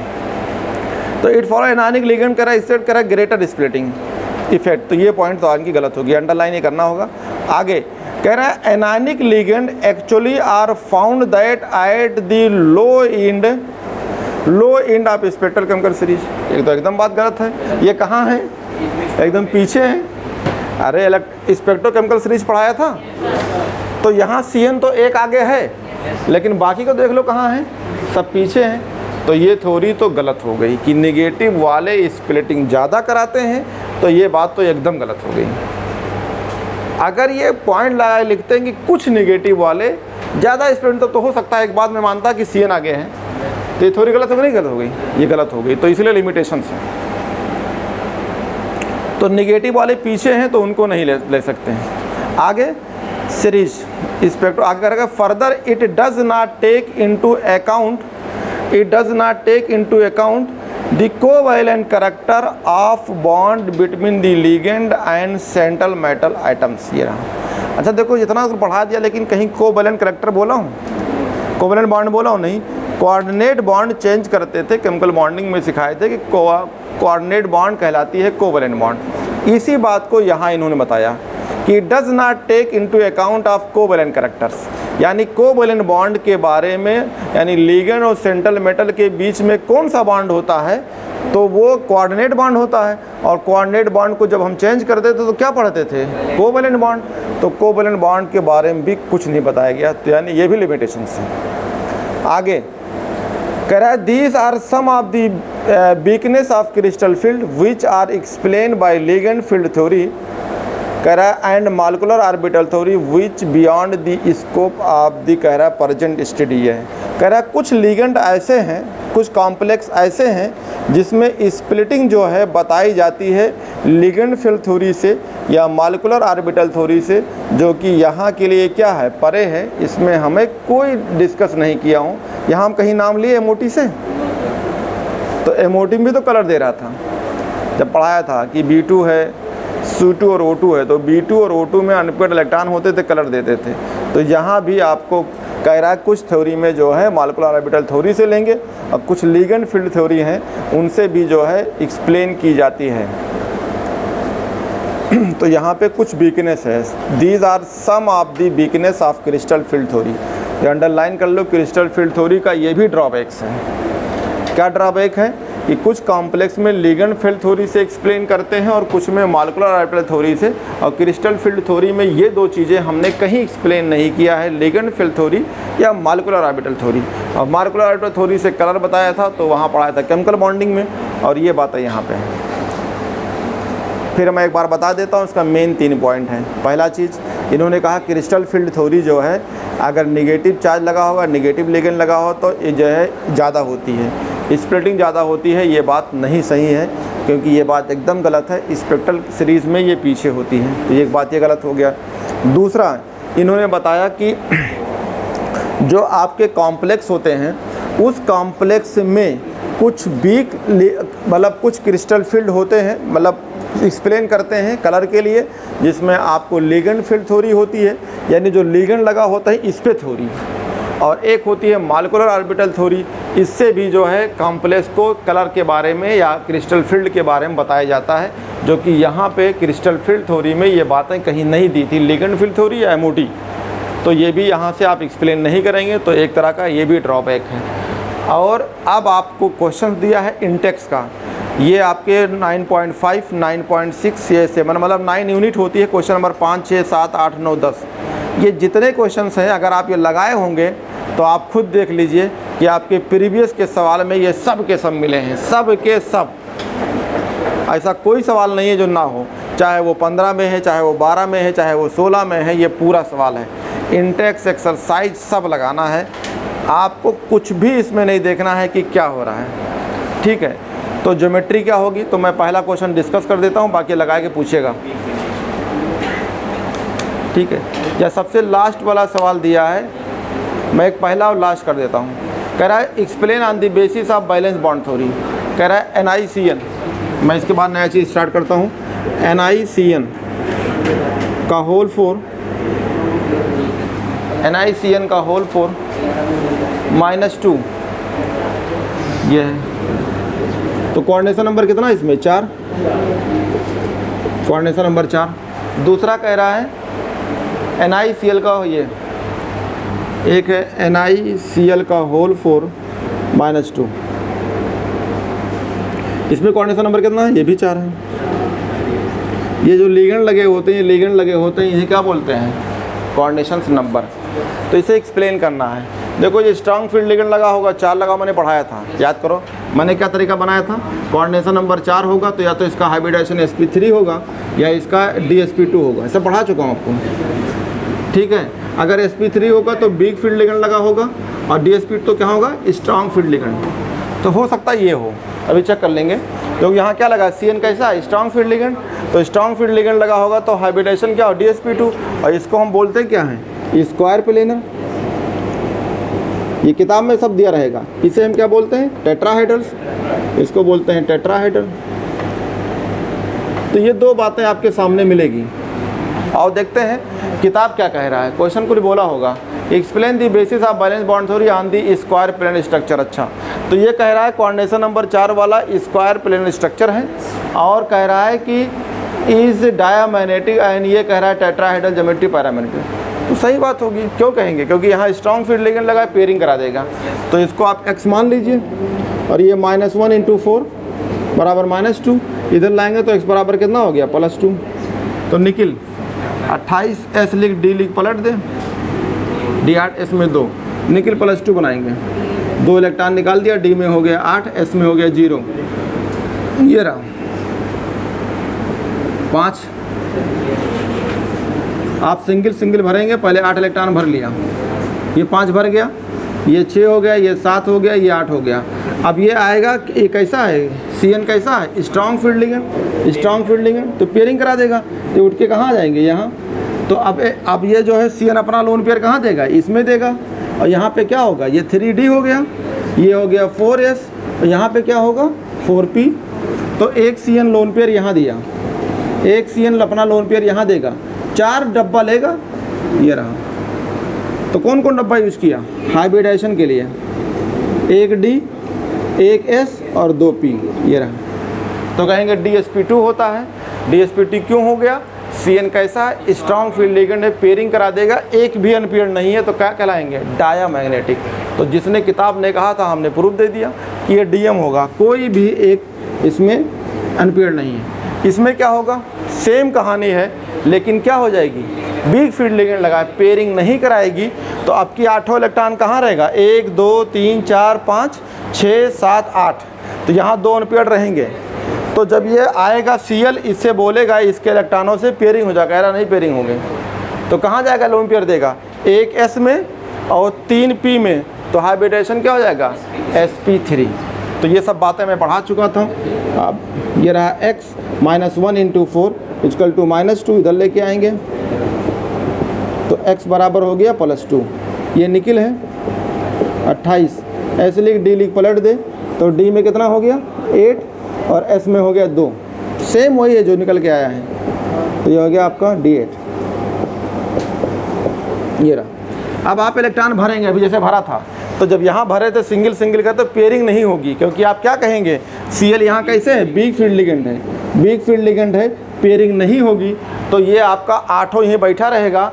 तो Cl अपना लोन पेयर कहाँ देगा, 1 S में और 3 P में, तो हाइब्रिडेशन होगा sp3, और sp3 को बोलते हैं टेट्राहेड्रल, बॉन्ड एंगल 109 डिग्री, और इसमें बॉन्ड एंगल कितना होगा 90 डिग्री।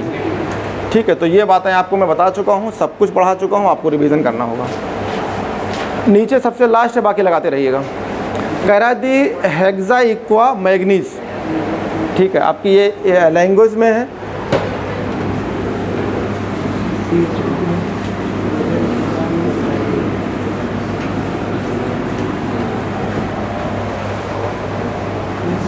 ये रहा, तो आप जैसा लिखा वैसे हेक्सा इक्वा, कितना इक्वा है 6, तो आपका 6 वाटर है, तो ये हो गया हेक्सा इक्वा। फिर लिखा है मैग्नीज सेकंड, तो ये हो गया Mn। अब आपको ये मैग्नीज, तो अगर आप डब्बा में भर लीजिए, अगर कुछ आगे बोल रहा है तो ठीक है, नहीं तो इसका आयन, तो ये मैग्नीज सेकंड कहा है, इसका मतलब यहाँ पे कितना होगा +2। तो देखो ये भी हमने पढ़ाया था कि जनरली बोला था कि अगर यहाँ लिगेंड 6 होंगे तो इसका आधा 3 होता है, लेकिन देखो यहाँ भी मैच नहीं कर रहा है, मैग्नीज +2 वाला भी कितना बना रहा है 6। तो ये कोई हमारा रूल थोड़ो है कि +2 वाला होगा तो 4 लगेगा, ये हमने कहीं लिखा है क्या, +2 होगा तो 4 मतलब 4 लिगेंड लगा होगा ऑलवेज, ऐसा लिखा, हमने कहा ज़्यादातर ऐसा होगा। अब ज़्यादातर ना हो तो आप x मान के निकाल लिया करो, वो तो मैंने ट्रिक दिया है, खाली ट्रिक के अलावा नहीं दिया, पढ़ाया हूँ, बेसिक बताया हूँ। तो ये लिखा हुआ है, तो ये आपके सामने है। अब आगे पूछते हैं क्या कह रहे हैं, ये कह रहे हैं कंटेन 5 अनपेयर्ड इलेक्ट्रॉन। ठीक है, अच्छी बात है, चेक कर लेता हूँ। यहाँ हो गया x, ये हो गया 0 × 6 बराबर +2, तो x बराबर हो गया +2। मैग्नीज होती है 25, s लिख d लिख पलट दे, तो d में हो गया 6 और s में हो गया 2। पलट के लिखना है, पलट दे नहीं, इसका मतलब अपने पलट जाएंगे 5, हाँ 25 से 5 ये, तो ये हो गया Mn +2। 2 इलेक्ट्रॉन निकालेंगे, यहाँ से निकाल दिया क्योंकि यहाँ से निकल के आया है, तो d में हो गया 5 और s हो गया 0, यहाँ 3d होगा, यहाँ 4s होगा। क्लियर हो गया।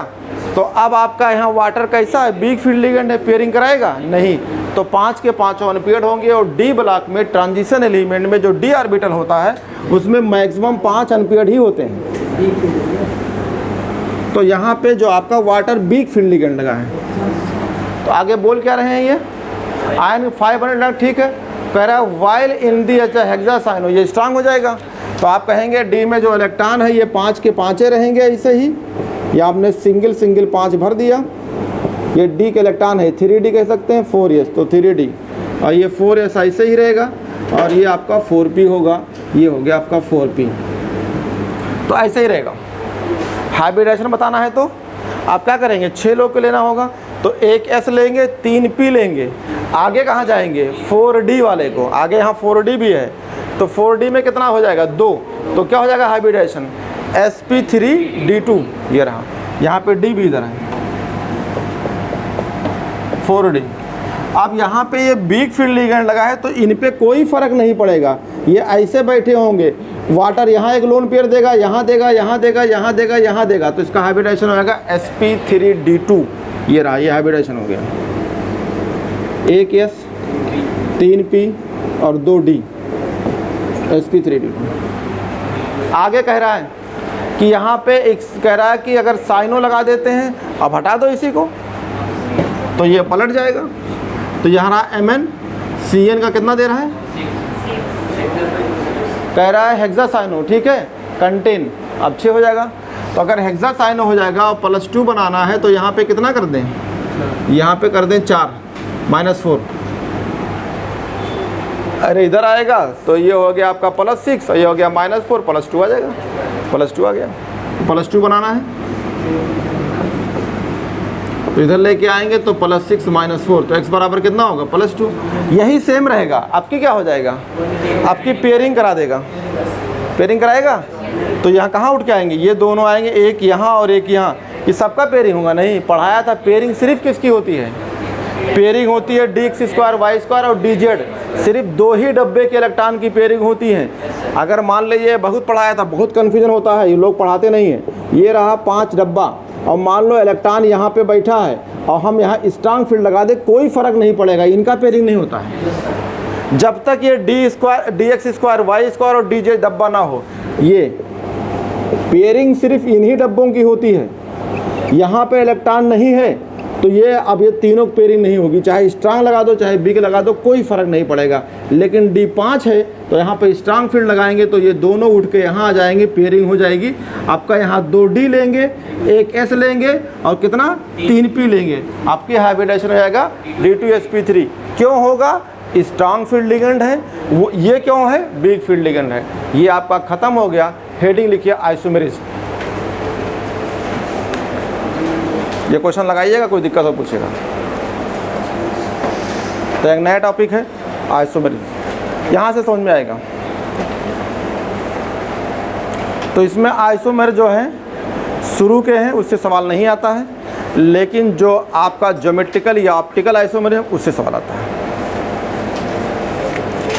तो मोस्टली आपका ख़त्म हो गया। तो हेडिंग लिखिए आइसोमेरिज्म। अगर पूरा लिखना है तो लिख लीजिए आइसोमेरिज्म इन कोऑर्डिनेशन कंपाउंड्स। और आइसोमेरिज्म का मतलब क्या होता है, तो आइसोमेरिज्म का मतलब होता है कोई अगर आप मॉलिक्यूल लेते हैं तो उस मॉलिक्यूल में जितने लोग हों तो उनके केमिकल फार्मूला तो सेम होगा, लेकिन स्ट्रक्चर डिफरेंट हो जाए, अलग अलग स्ट्रक्चर बन जाए, तो उसे बोलते हैं आइसोमेर्स या आइसोमेरिज्म। आइसोमर कहेंगे और इस फिनोमेना को कहते हैं isomerism.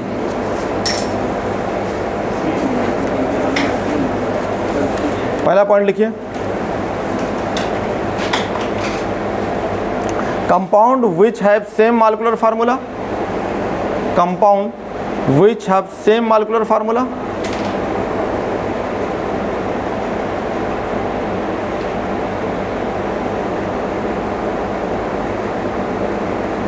Compound which have same molecular formula,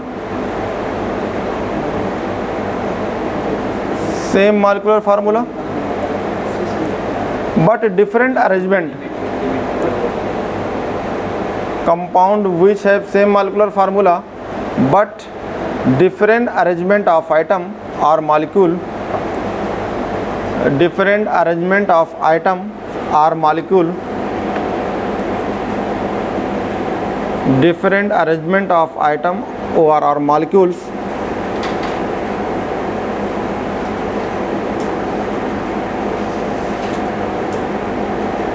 या लिखो ओ आर और आगे, structure having different properties, structure having different property are known as isomer, structure having different property are known as isomer. ये डिफिनीशन से कोई लेना देना नहीं है, कभी लाइफ में नहीं आएगा, अगर रट लोगे तो कोई फ़ायदा नहीं है। जो आएगा उस पर ध्यान देना है कि हमने डिफिनीशन याद कर लिया, बहुत अच्छा कर दिया।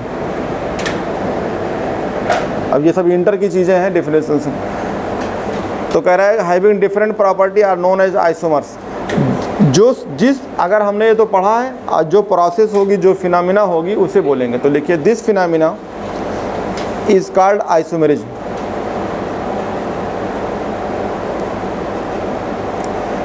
तो आइसोमेरिज्म तो ये हो गया, तो डिफिनेशन से कोई मतलब नहीं है।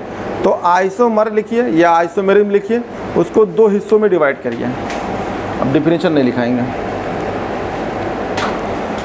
तो आइसोमेरिज्म लिखिए ब्रैकेट में, या आइसोमर लिखिए, 2 हिस्सों में डिवाइड करिए।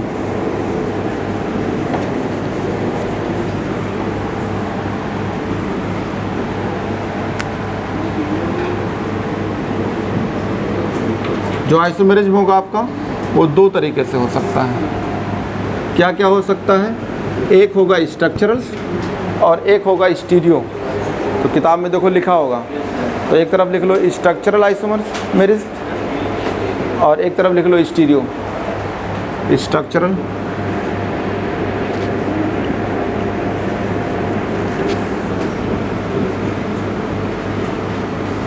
और एक तरफ लिख लो स्टीरियो।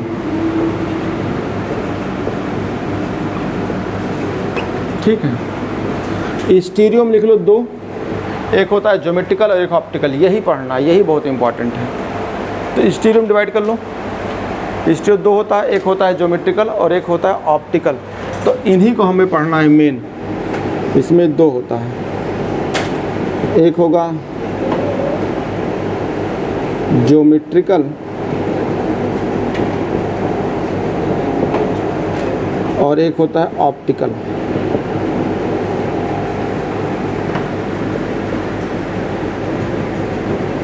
ज्योमेट्रिकल और एक होता है ऑप्टिकल। इसमें होते हैं आपके, अब अलग अलग डिफिनीशन लिखाने से अच्छा है ये सीढ़ी बना दिया, काम हो गया कि नहीं?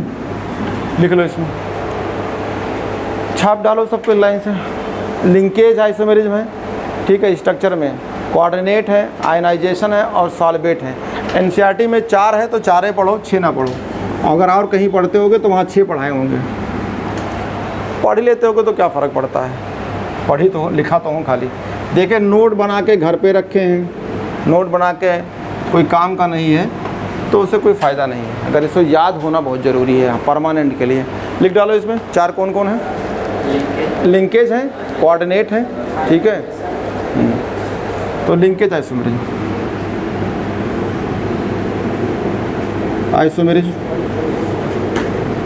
दूसरा होता है कोऑर्डिनेशंस या कोऑर्डिनेट आइसोमेरिज्म,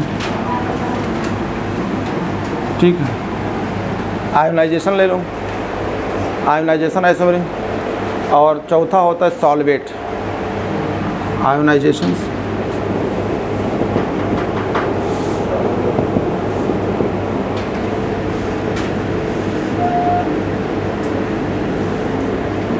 आयोनाइजेशन हो गया। सॉल्वेट या हाइड्रेट्स, सॉल्वेट या इसी को बोलते हैं हाइड्रेट। ये तो इस पे सवाल आजकल नहीं आता है, पहले आया था तो आजकल नहीं आता है। अब आए चाहे ना, पढ़ाना तो हमको है ही है। एनसीईआरटी में तो पढ़ाना तो पड़ेगा, नहीं तो फिर कल पूछ ले तो क्या करेंगे। तो पहला हेडिंग लिखो आयोनाइजेशंस। कह रहे आपको पढ़ाना चाहिए पहले वो लिंकेज वाला, तुम आयोनाइजेशन लिख लो पहले। जो चीज़ सिस्टमेटिक पढ़ोगे वो दिखेगा। देखो कितना जल्दी आइसोमेरिज्म हो गया, अभी तो ख़त्म भी हो जाएगा। और जो लोग नहीं आए वो जान भी नहीं पाएंगे। या तो इसका डेफिनेशन पढ़ाते सबका, या तो इसको पढ़ा दिया जाए तो कितना बढ़िया। आइसोमेरिज्म 2 हिस्सों में डिवाइड कर लिया, एक तरफ स्ट्रक्चर्स और एक तरफ स्टीरियो। ये बहुत इंपॉर्टेंट है। ये भाई साहब बिना इनका गाड़ी नहीं चलेगी। ये सलमान खान है, हाथ रख दे तो हिट हो जाएगी तुझे। तो ये तो बहुत इंपॉर्टेंट है, जो भी आना यही आएगा ये। तो ये इसको बहुत, अब अगर तुमने पूरा दिमाग यहाँ लगा दिया, उसमें नहीं लगाया, तब वो बेकार है। क्योंकि ये जो है अब नहीं आया है इससे सवाल, हम नहीं करें नहीं आएगा। 4 है भाई, ख़त्म हो जाएगा। तो पहला हेडिंग पढ़ रहे हैं आयोनाइजेशंस। तो देखो आयोनाइजेशन हम पहले क्यों लिख रहे हैं, ये हमारी मर्जी नहीं है, ये तुम्हारी मर्जी है। क्योंकि तुम पढ़ते कैसे हो इसलिए इसको लिया हूँ। तो देखो आयन से लग क्या रख रहा है यार, कॉम्प्लेक्स होगा इसको आयन बना दो। इतना तो समझ में आ रहा होगा, नहीं आ रहा है? अब करें हो नहीं समझ में आ रहा है तो क्या करें।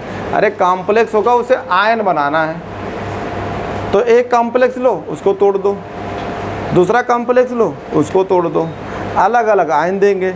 आयन देंगे तो कलर देंगे। तो इसका मतलब यही आयनाइजेशन आइसोमेरिज्म हो गया।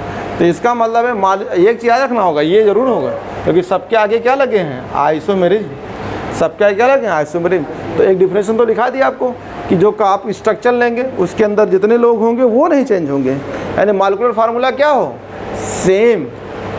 तो पहला लाइन तो यही होगा कि जो मॉलिक्यूल लिए हैं उनमें जितने लोग हैं वही रहें। तो क्या डिफरेंट मिले, स्ट्रक्चर नहीं, तोड़ के अलग अलग आयन मिले।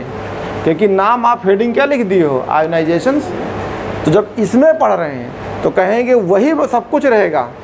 तो एक कॉम्प्लेक्स बनाएंगे, उसको तोड़ेंगे तो अलग कोई आयन देगा, वही चीज़ फिर रहेगा, कुछ ऐसा स्ट्रक्चर करेंगे फिर तोड़ेंगे तो फिर आयन देगा। तो ये दोनों आपस में क्या हो जाएंगे, आयोनाइजेशंस, आइसोमेरिक। नहीं समझ में आया तो लिख लो इसमें एक line, isomers which give different ions, isomers which give different ion, यही मेन है, अंडरलाइन कर लो, different ions. Isomers which give different ions. अभी देखो धीरे धीरे तुम लोग लिखना छोड़ दोगे, अभी अभी लिखा रहा ना, बाद में हो गया आप सब याद हो जाता है कि नहीं, पढ़ने में तेज है, लिखते तो हो नहीं, कुछ लोग तो लिख लिया करो। Isomers which give different ions in solutions.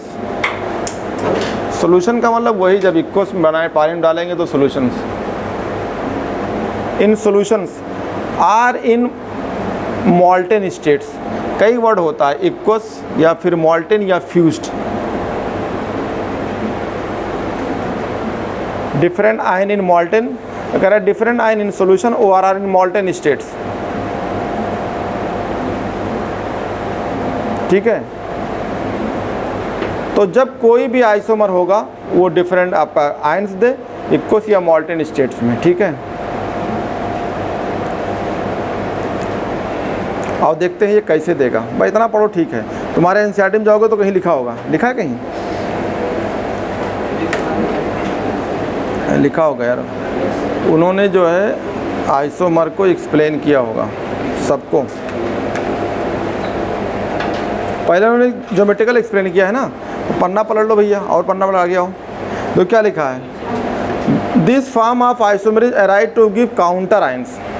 अब देखो वर्ड यूज के, काउंटर मतलब समझते हो, कॉम्प्लेक्स के बाहर चाहे इधर मेटल हो चाहे उधर नॉन मेटल हो, तो क्या बोलेंगे, काउंटर आयन्स। कोई नया वर्ड नहीं है ये, जब आपको पढ़ा रहे थे पीछे, जब घर पे पढ़ते नहीं तो क्या जानो काउंटर। अरे नाम सुना हमने, वहाँ बताया था काउंटर मेडिसिन भी कहा जाता है। जैसे कि चले गए, आपके याद आ रहा होगा कि गए भैया किसी किराने दुकान में, भैया दर्द की दवाई दे दो, फट से काट के दे देगा। उससे कह दो भैया किराने दुकान वाले से कि हमारे अटैक पड़ रही है, दिल की दवाई दे दो, अरे भाग जाओ, डंडा तुरंत डंडा निकालेगा, दौड़ा लेगा हो सकता है आपको। क्या अब मांग के देख लो, किसी किराने वाले से कह दो कि हमारे जो है अटैक पड़ रही है, हमारा ब्लड प्रेशर बढ़ रहा है, दवा दे दो ना, तुम्हें सोटाने का दौड़ा दो कहना।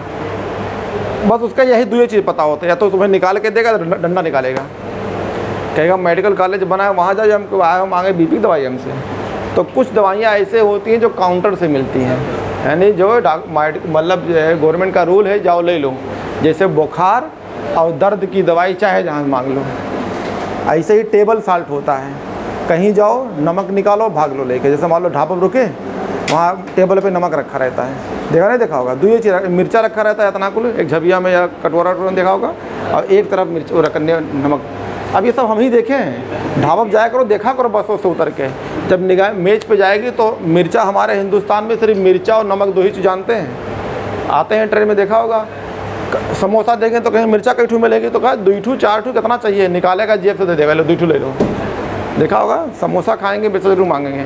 अब वो पता नहीं बाथरूम गया तो हाथ धुला कि नहीं धुला, लेकिन वो मिर्चा जरूर मांगते हैं और दबाए रहते हैं। चाहे हम अगर पहले देखो, अगर जो है जनरल में तो कितना मजा आता है, बाथरूम से गया हो, चाय चिल्ला चिल्ला के देगा, हो सकता है मिर्चा यहाँ रखे रहेगा और जो है झबिया में रखे रहेगा, आपका वो पकौड़ी है, आपका समोसा है, तुरंत देगा 4 ठू समोसा, कई मिर्चा चाहिए, 4 लोग बैठे, लो 8 ले लो, 8 दे देगा निकाल के, और दबाए रहते हैं, समोसा खाए मिर्चा काटे, समोसा खाए मिर्चा काटे, चला करते हैं, तो हिंदुस्तान चलता रहता। तो ये सब देखा होगा, 2-4 वर्ड हैं, टेबल साल्ट क्या है, काउंटर मेडिसिन क्या है। तो काउंटर मेडिसिन से बना है काउंटर आयन्स, यानी कोई भी कॉम्प्लेक्स होगी, तो पढ़ाया था पहले दिन के, पूरा नहीं टूटेगा, या तो बाहर वाले इधर टूटेंगे कैटायन होगा, या फिर इधर एनायन वाले। तो जो ये आयन्स हो देते हैं इन्हें बोलते हैं काउंटर आयन। तो दोनों को जोड़ लो, जैसे मान लीजिए ये है K4, ये है FeCN का होल 6, ये है, तो टूट जाएगा, तो इसमें 4 K पॉजिटिव मिलेगा और 1 ये मिलेगा, तो टोटल आयन हो गए 5। तो इसी को आपको देखना है कि ये कितना आयन्स है। तो ये वर्ड आप पीछे जब शुरू में पढ़ाया था तो बताया था काउंटर आयन्स, ये तो ये लिखा हुआ है यहाँ पे, isomers arise when the counter ion in a complex salt कह रहा है इटसेल्फ ये potential ligand and can display a ligand which can then become ये काउंटर आयंस करा एन एग्जाम्पल इन्वॉल्व ये। पहले मैं लेता हूँ फिर एग्जाम्पल बताता हूँ, अभी काउंटर समझ नहीं पाओगे, एग्जाम्पल लेके बताता हूँ। मिटा दे इसको।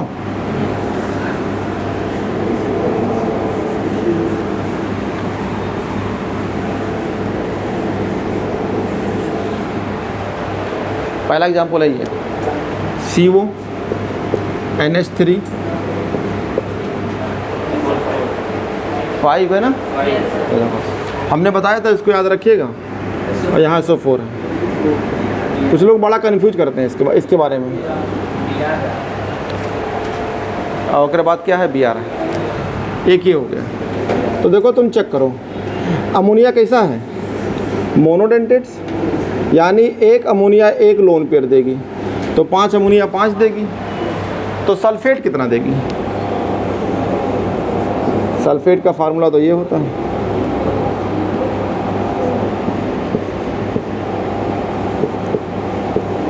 ये SO4 माइनस। तो यहाँ पे कितने लोन पेयर हैं, यहाँ पे वाटर के पास यहाँ पे 3 लोन पेयर हैं, जैसे O माइनस के पास, लेकिन जाएगा कितना, 1। तो सल्फेट बड़ा कन्फ्यूजन होती है, सल्फेट पे होती है -2, लेकिन लिगेंड कैसा काम करती है, मोनोडेंटेट्स। तो देखो 5 लोन पेयर तो यहाँ से जाएंगे और इन दोनों ऑक्सीजन में से करीब 1 लोन पेयर जाएगा। तो कैसा काम कर जाएगा, तो 5 + 6, नहीं समझ में आया तो नहीं, MB जब कहेंगे तो 2 लोग देंगे ना, कितना देता है, 1 लोन पेयर। तो MB में नहीं, किस में रखेंगे, मोनोडेंटेट में। MB का मतलब होता है 2 लोन पेयर दे ना, तो ये कितना लोन पेयर दे रहा है। तुमने कहीं सुना है कि यहाँ 7 लिगेंड हो सकते हैं, तो कितना, अगर 2 जोड़ोगे तो कितना हो जाएगा, 2 + 5 बराबर कितना हो गया, 7। MB मतलब होता है कि 2 लोग दे सकते हैं। MB डेंटेड नहीं, MB नहीं कहेंगे। MB डेंटेड का मतलब होता है 2 साइड से देने वाला लेकिन एक ही साइड से दे। तो MB डेंटेड में कौन कौन आते हैं, NO2 और CN। और CN को जब सल्फर लगा लेंगे तो थायो इस्तेमाल करेंगे, तो थायो इस्तेमाल करो या NO2 इस्तेमाल। ये MB डेंट नहीं है, ये MB होता लिखवाना चुके होते, ये MB में नहीं है, MB डेंटेड में नहीं है, ध्यान रखना। ये मोनोडेंटेट होता है और बेसिकली मोनोडेंटेट है। ये भी नहीं कह सकते हैं 2 तरफ से देगा लेकिन कोई एक दे दे, नहीं तो मैं लिखवा चुका होता। आप क्या करें, तो आप क्या कहेंगे, इस स्ट्रक्चर को क्या बोलेंगे, ये पूरा क्या है, मॉलिक्यूल है। मॉलिक्यूल में कितने हैं, एक CO सेंटर है, कोबाल्ट है, 5 अमोनिया है, एक सल्फेट है, एक BR है। तो कहेंगे मॉलिक्यूलर फार्मूला सेम। अब क्या करने जा रहे हैं, स्ट्रक्चर डिफरेंट करेंगे, फिर इक्वस में डालेंगे तो आयन कितना देगा, तो ये रहा। तो स्ट्रक्चर डिफरेंट करने जा रहे हैं। हम BR को बाहर लेंगे, अंदर लेंगे, SO4 को बाहर लेंगे, कर ले, कर सकते हैं। BR को अंदर ले लिया और SO4 क्या कर दिया, बाहर कर दिया। अब दोनों को तोड़ो, तो यहाँ तोड़ें तो यहाँ बाहर क्या मिल रहा है, BR, यहाँ तोड़ें तो क्या मिल रहा है, SO4। ये दोनों अलग अलग आयन है कि नहीं है, नहीं समझ पा रहे हैं। अगर ये तोड़ेंगे तो कितने कितने देंगे, अलग अलग आयन नहीं देंगे, देंगे। तो आयोनाइजेशन मतलब क्या हो, यही तो आप कह रहे हैं कि मॉलिक्यूलर फार्मूला सेम हो। अरे मॉलिक्यूलर मतलब जितने यहाँ हैं उतने वहाँ हो यार। यहाँ एक कोबाल्ट, यहाँ एक कोबाल्ट, यहाँ 5 अमोनिया तो यहाँ 5 अमोनिया, यहाँ एक BR तो यहाँ भी एक BR, यहाँ एक सल्फेट तो यहाँ एक सल्फेट। तो मॉलिक्यूलर फार्मूला सेम। तो अब क्या डिफरेंट हो रही है, स्ट्रक्चर। और स्ट्रक्चर के बाद क्या देख रहे हैं उसमें, आयन, क्योंकि नाम पढ़ रहे हैं आयन, तो आयन करके देख लें। तो देखा दोनों अलग अलग आयन देंगे, दोनों अलग अलग कलर देंगे, तो इसलिए इसे बोलेंगे आयोनाइजेशन आइसोमेरिज्म बना सकते हैं। ये दोनों आपस में आयोनाइजेशन आइसोमेरिज्म।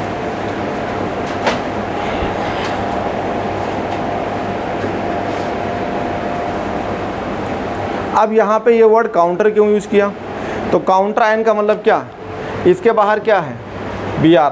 तो यहाँ काउंटर आयन कौन है, BR माइनस। यहाँ काउंटर आयन कौन है, SO4। तो दोनों काउंटर अलग अलग हैं कि नहीं। तो यही कॉम्प्लेक्स के बाहर जो एनायन कैटायन मिलते हैं उसे बोलते हैं काउंटर आयन्स।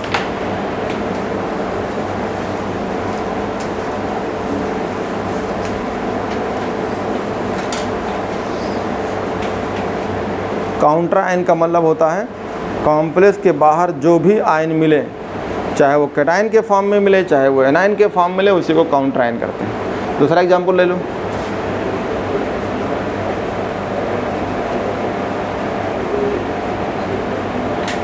कलर भी अलग अलग हो जाएगा।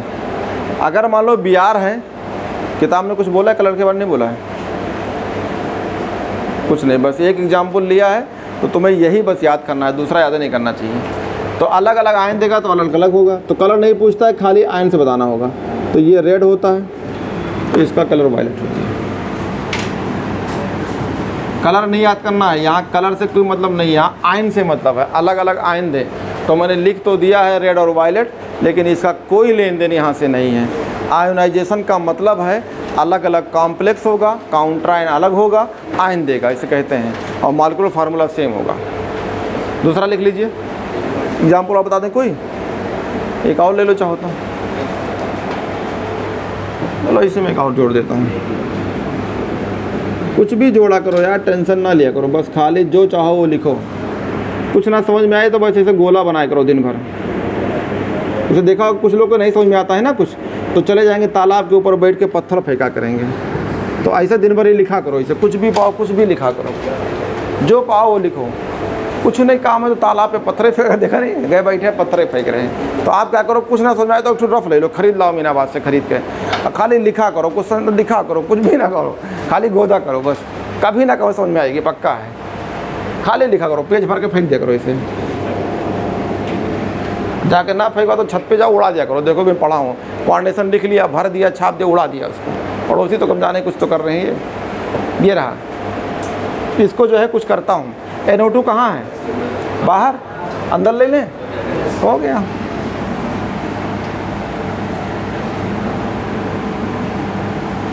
तो ये बहुत आसान है, आप खाली कॉम्प्लेक्स देखिए और बता दीजिए। एक बस कुछ ना करना होगा, ऐसा पहचानिएगा, अरे यार यहाँ पे तो सल्फेट था, NO2 बाहर था, NO2 अंदर कर दिया, सल्फेट बाहर, अलग अलग आयन बन जाएगा। ये तोड़ेंगे तो यहाँ पे पॉजिटिव, यहाँ निगेटिव, काउंटर आयन कहाँ है? यहाँ पे NO2, तो यहाँ काउंटर आयन क्या है? SO4। क्लियर हो गया? अब आपको ज़्यादा नहीं पढ़ना है ना, सिर्फ यही पढ़ना है, एक, तो एक पढ़ लो, एक पढ़ लो, बहुत है। अगर दूसरा एग्जाम्पल भी नहीं आएगा, यही आएगा तो यही आएगा, क्योंकि हमने क्या पहले बोला कि ये इम्पॉर्टेंट नहीं है, तो हम पढ़ा क्यों रहे हैं? अरे जब इम्पॉर्टेंट नहीं है तो हो सकता है, मान लो अब पेपर की स्तर इतना गिरा के नीचे से पूछने लगे तो कल हो सकता है पूछ लें। चलो आगे चलते हैं, अगला हेडिंग लिख लो। आयोनाइजेशन के बाद कुछ भी लिख लो जो चाहो।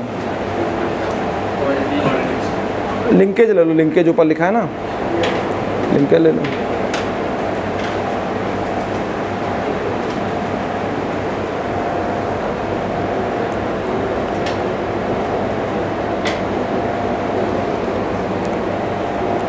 लिंकेज ले लो, लिंकेज आइसोमेरिज्म।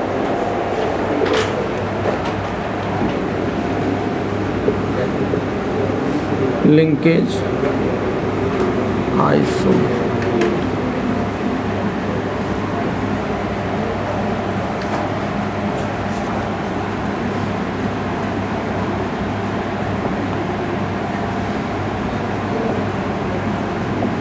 लिंकेज आइसोमेरिज्म, ये लिंकेज। तो लिंकेज के लिए ब्रैकेट में लिख लो, सबसे बढ़िया पहचान रहेगा कि लिंकेज आइसोमेरिज्म में एम्बिडेंट लिगेंड देखना होगा। ऐसे लग रहा है लिंकेज, ऐसे लग रहा है एम्बिडेंट, तो आपको याद करना होगा ये कौन शो करते हैं? शोन बाई एम्बिडेंट, ब्रैकेट में लिख लो। यही किसके द्वारा होगी?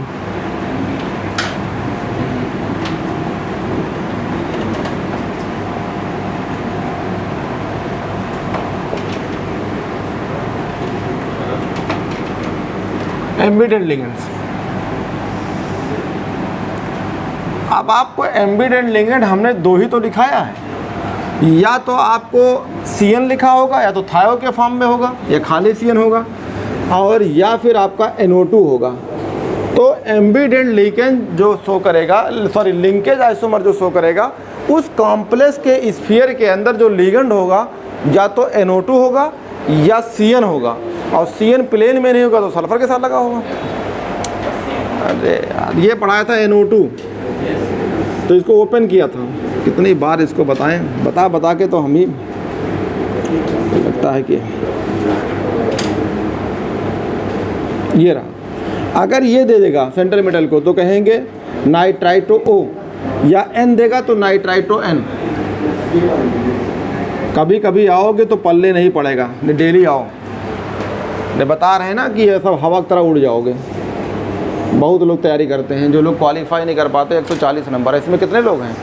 50% लोग हैं इंडिया में जो 140 नंबर नहीं लाए हैं। कल एक साहब हमको फ़ोन किए थे, सर हमने कोचिंग किया था, मेरा 60 नंबर आया है, डॉक्टर बना दोगे?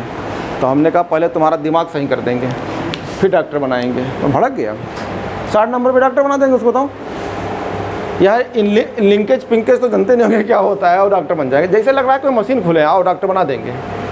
दूसरे लोग कहते हैं आओ भैया डॉक्टर बनाएंगे, फिर उनको कहते हैं अगेन ट्राई, 3 साल ट्राई करा के बाद भेज देते घर जाओ। ये बार बार बोला हूँ नाइट्राइटो ओ, तो ये ओ जाएगा। ये कौन देगा? नाइट्राइटो एन, तो एन देगा। तो ये एम्बिडेंट हो गए।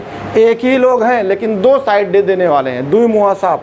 तो यहाँ का यूज फिर हो गया, या थायो यूज करिए या खाली सी एन यूज करिए, वो तुम जैसा जानिए। अगर इसमें 2 होंगे, अगर सी दे रहा है ये रहा, तो इसे सी देगा, या एन देगा तो इसे एन सी कहेंगे। समझ में आ रहा है ना? ये रहा, एन देगा तो एन सी कहेंगे। तो यहाँ तो अब इसी को सल्फर लगा दो, अरे तो थायो कहलाएगा। तो पुरानी किताब में जाओगे, किताब मतलब एनसीईआरटी के अलावा पढ़ोगे तो उसमें 3 लिखा होगा, येहो लिखा होगा, येहो लिखा होगा, साथ में थायो लिखा होगा। तो थायो का मतलब कुछ नहीं यार, सी एन से बना है। तो आपकी किताब में यही दिया है, तो लिख लो इसमें। आगे लिखो एक लाइन, मतलब इतना तो मैंने एक्सप्लेन कर दिया कौन देगा, तो आपने पहचान लिया। सोन बाई क्या एम्बिडेंट, आगे चाहो लिखो चाहो ना लिखो। अब किताब पढ़ देता हूँ। किताब में क्या लिखा है? Linkage isomer arises in a coordination compound containing, देखो लिखा तो है। कौन देगा? Ambidentate ligands. ये कह रहा है ये simple example is provided by a complex containing the, कह रहा है थायोसाइनेट लिंकेज को। यहाँ सी एन बजाय क्या लिया है? ऐसा लगा के थायोड लिया है, तो मैंने कहा था थायो लगा देना। कह रहा है विच में, कह रहा है bind through the nitrogen to give, यहाँ बोलेंगे NCS, या फिर क्या होगा अगर S लगा दो तो SCN। तो थायोसाइन, अगर थायोसाइनाइड लगाओ या आइसोथायो लगाओ, तो दोनों चीज़ें लिखा हुआ है। कह रहा है कि इसमें क्या लिखा है? जॉर्जेंसन कह रहा है डिस्कवर, ऐसा साइंटिस्ट का नाम कह रहा है, सच बिहेवियर इन दी कॉम्प्लेक्स। ये तो आओ चेक करो, कॉम्प्लेक्स क्या लिखा है? CONH3NO2 मिल गया, मिल गया। तो CH3CO देखो, NO2 क्या है? इसके अंदर है, तो इसके अंदर है, तो इसका मतलब कौन सा शो करेगा? ये आराम से एम्बिडेंट लिगेंड शो करेगा। ठीक है, आगे इन्हीं को बोल रहा है विच ऑब्टेन, कह रहा as a red form in which the nitride ligand, कह रहा is bound through the oxygen, यानी ONO, कह रहा एज येलो कलर्स। तो पहला वाला जो देगा अगर ऑक्सीजन से बाउंड है तो कह रहा है येलो फॉर्म होगा। अगर N से बाउंड कर दोगे, आगे लिखा ना which in nitride ligand is bound through the है N, अगर N से लगा होगा। तो इसमें एक लाइन चाहो तो लिख लो,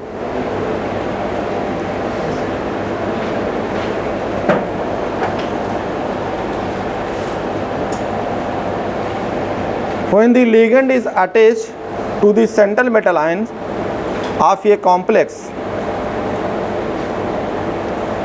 when the ligand is attached to the central metal ion of a complex in different way, when the ligand is attached to the central metal ion of a complex in different way, it give rise to linkage isomer, it give rise to linkage isomerism, it give rise to linkage isomerism.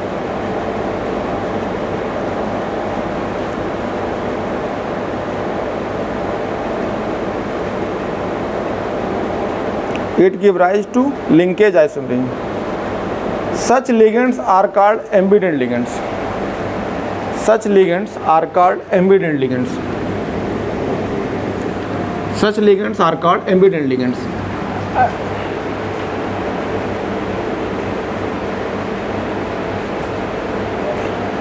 अगर ये definition नहीं पता है तो इतना तो पता है कौन शो करेगा, एम्बिडेंट लिगेंड, बात खत्म।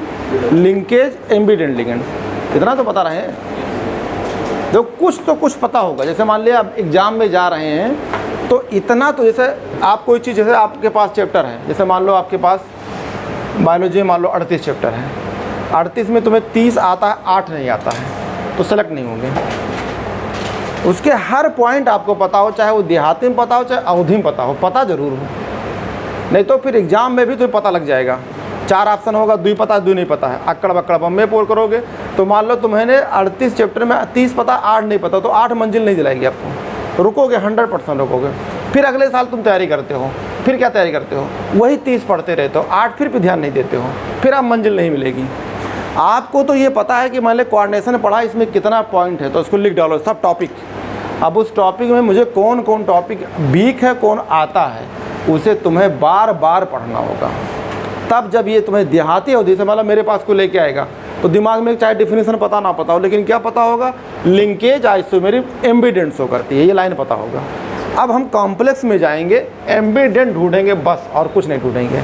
आयोनाइजेशन पढ़ाएंगे, 2 कॉम्प्लेक्स बनाएंगे और दोनों में काउंटर आयन, यानी बाहर जो आयन होगा वो अलग अलग मिलेगा, हम बोलेंगे आयोनाइजेशन से। तो आपको एग्जाम्पल और प्लस मतलब से पता होना चाहिए। अब जैसे मान लो हमारे पास लेके हमने बता दिया, तो उतने उम्मीद तुम भी तो रखो कि जब सर पूछेंगे तो हम भी बताएंगे ना, कि नहीं बताएंगे। जब तक नहीं बताओगे तब तक सेलेक्ट नहीं होगे, ये जान लीजिएगा।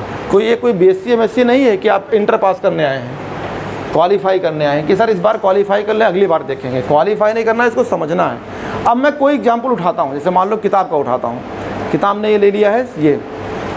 अब मेरे पास जो सवाल आएगा ना, वो ऑप्शन में लिखा रहता है। मुझे BSc MSc में लिखना नहीं होता है कि लैंग्वेज लिखो, तुम्हारे पास सब ऑप्शन में लिखा है, बस खाली तुम्हें मतलब जानना है। तो हमने उठा लिया CONH3 का होल 5 और ये है NO2 और बाहर जो है आपका Cl2 है। तो देखो इसमें 2 चीज़ें, अगर यहाँ पे इसको बजाय काउंटर बना दे, तोड़ दे, तो अभी मैं तुम्हें दिखाया था, Cl अंदर ले लो, NO2 तोड़ दो, ठीक है, ये हो सकता है, नहीं समझ पा रहे हैं। और अगर आपको तोड़ना नहीं है तो आपको ध्यान देना होगा कि क्या करना होगा। तो आपको अभी मैंने यही बताया था सेम। तो अगर NO2 बाहर कर दिया और Cl अंदर ले लिया तो किसका एग्जाम्पल हो गया ये, आयनाइजेशंस का। और ना बाहर ना अंदर करें तो लिंकेज। इतने फ़र्क था। देखो क्या किया, अभी यहाँ पे N दे रहा था तो मैंने यही उठाया NH3 लिया और यहाँ पे 5 किया और प्यार से ONO कर दिया बस, और यही लिख दिया। नहीं समझ में आ रहा है तो यहाँ क्या बोलेंगे, सेंट्रल मेटल को नाइट्रोजन लोन पेयर दे रहा था, वहाँ पे कौन देगा आप, ऑक्सीजन, यही इसकी पहचान है। तो ये दोनों आइसोमेरिज आपस में क्या हैं, लिंकेज हैं, लिंक हैं, जुड़े हैं। तो दोनों लिंक हैं। तो लिंक मतलब क्या होता है, जुड़ना। कहते हैं फलानमा से हमारा लिंकेज है, ये तो बोल लेते हैं, तो वही तुम्हारा फलानमा से लिंकेज है तो यहाँ भी फलाना लिंकेज करा दो ना। कह रहे ये नहीं करा पाएंगे, वो लिंकेज जानते हैं। तो उस लिंकेज को इसमें लिंकेज में डालना है आपको, कि वही कॉम्प्लेक्स होगा। वर्ड भी यूज करते हैं लेकिन एग्जाम में जान नहीं पाते हैं, जो आम वर्ड होता है वो यहाँ भी होता है। तो देखो यहाँ नाइट्रोजन इससे लिंक है, तो यहाँ कौन है, ऑक्सीजन लिंक है। तो यानी वही कॉम्प्लेक्स में आपका जुड़ने का तरीका चेंज कर दो, यानी एम्बिडेंट ले लो, एक साइड से कोई और जुड़ा हो तो दूसरे जोड़ दो बस। तो ये दोनों आपस में एम्बिडेंट हो गए, बस हो गया एम्बिडेंट लिंकेज। तो ये एक दूसरे का एम्बिडेंट लिंकेज है। तो आप कलर में बदलाव करेंगे क्या, कलर तो वही रहेगा कि बदल जाएगा, नहीं। यहाँ कलर अगर येलो है तो यहाँ भी क्या रहेगा, येलो ही रहेगा। क्यों, अरे तोड़ रहे हैं तो यहाँ भी Cl, तो यहाँ भी तो बाहर Cl आ रहा है, तो काउंटर आयन आपने चेंज किया, नहीं चेंज किया ना। अरे ये बाहर जो लिखा होता है इसे बोलते हैं काउंटर आयन, इसे बाहर क्या बोलते हैं, काउंटर आयन। देख लो 20 तारीख तक तुम जितना उड़ना है उड़ लो, 21 तारीख से मैं सुनूंगा। तो इसलिए आज मैं वार्निंग दे देता हूँ कि चाहे जितना कूदना कूद लो, नहीं तो पनिशमेंट स्टार्ट होने वाली है। एकदम 21 तारीख से पूछूंगा सब कुछ जितना पढ़ाया हूँ। अब अगर घुचुर घुचुर किए तो मेरा पनिशमेंट पूछ लो, चाहे मुजाहिद नहीं आया है, मैं पिछली बार खड़ा कर देता था तो आप दूसरा सवाल जब तक खड़े ही रहोगे। ये पनिशमेंट स्टार्ट होने वाली है, इसलिए जान लो खड़े होकर पढ़ना पड़े। जैसे हम पढ़ा रहे तो तुम्हें खड़े होकर लिखना रहेगा, और दूसरा सवाल जब स्टार्ट करेंगे बता दोगे तब बैठने पाओगे। तो इसलिए आप और यहाँ पे घुचुर घुचुर नहीं करना है, एकदम पढ़ना है तो पढ़ना है, इसकी ऐसी तैसी करना है बस। कि अगर कोई कॉम्प्लेक्स है, NO2 इसके अंदर है तो यहाँ नाइट्रोजन दे रहा है, दूसरा आएगा तो आपकी ऑक्सीजन देगा, सब कुछ वही रहेगा। अगर हम तुमसे पूछें कि इसका कलर येलो है तो उसका क्या रहेगा, तो उसका ही येलो रहेगा, क्योंकि 20 के बाद एकदम हम फ्री हैं, फिर हम क्या करेंगे तुम्हें पता हो सकता है। इसलिए आज बता दिया हूँ, याद कर लेना, नहीं पनिशमेंट भी कैसे मिलेगी अब समझ जाओगे। अगला हेडिंग लिख लो। इसलिए जितनी आपकी पढ़ाई है मुझे सब पता चल जाएगी तुम कितना पढ़ते हो। तो और ज़्यादा एग्जाम्पल लिखने की कोई ज़रूरत नहीं है, अगर चाहो तो लिख सकते हो। 1-2 लिखा दें, 1-2 और लिख लो चाहो तो। चलो यार, एनसीईआरटी में एक ही दिया तो एक ही पूछता है, फालतू जब लिखोगे तो फालतू टेंशन में रहोगे। लिखो हाइड्रेट का लिखा है ना, हाइड्रेट कोऑर्डिनेट लिखा है ना, पहले हाइड्रेट लिखो, कोऑर्डिनेट बताता हूँ। हेडिंग लिखो हाइड्रेट या सॉल्वेट आइसोमेरिज्म, हाइड्रेट या सॉल्वेट आइसोमेरिज्म।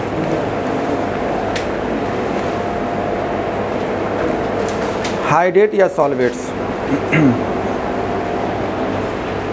अगला हेडिंग है, अब देखो हाइड्रेट या सॉल्वेट का मतलब क्या है, पानी।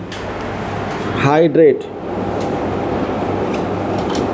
या इसी का नाम क्या है, सॉल्वेट, सॉल्वेट आइसोमेरिज्म। देखो ये चीज़ें अगर आपके यहाँ समझ में नहीं आएगी ना तो आपका ये अभी वर्ड कई जगह मिलेगी। ये सॉल्वेट या हाइड्रेट ऑर्गेनिक का भी वर्ड है, इनऑर्गेनिक में वर्ड है।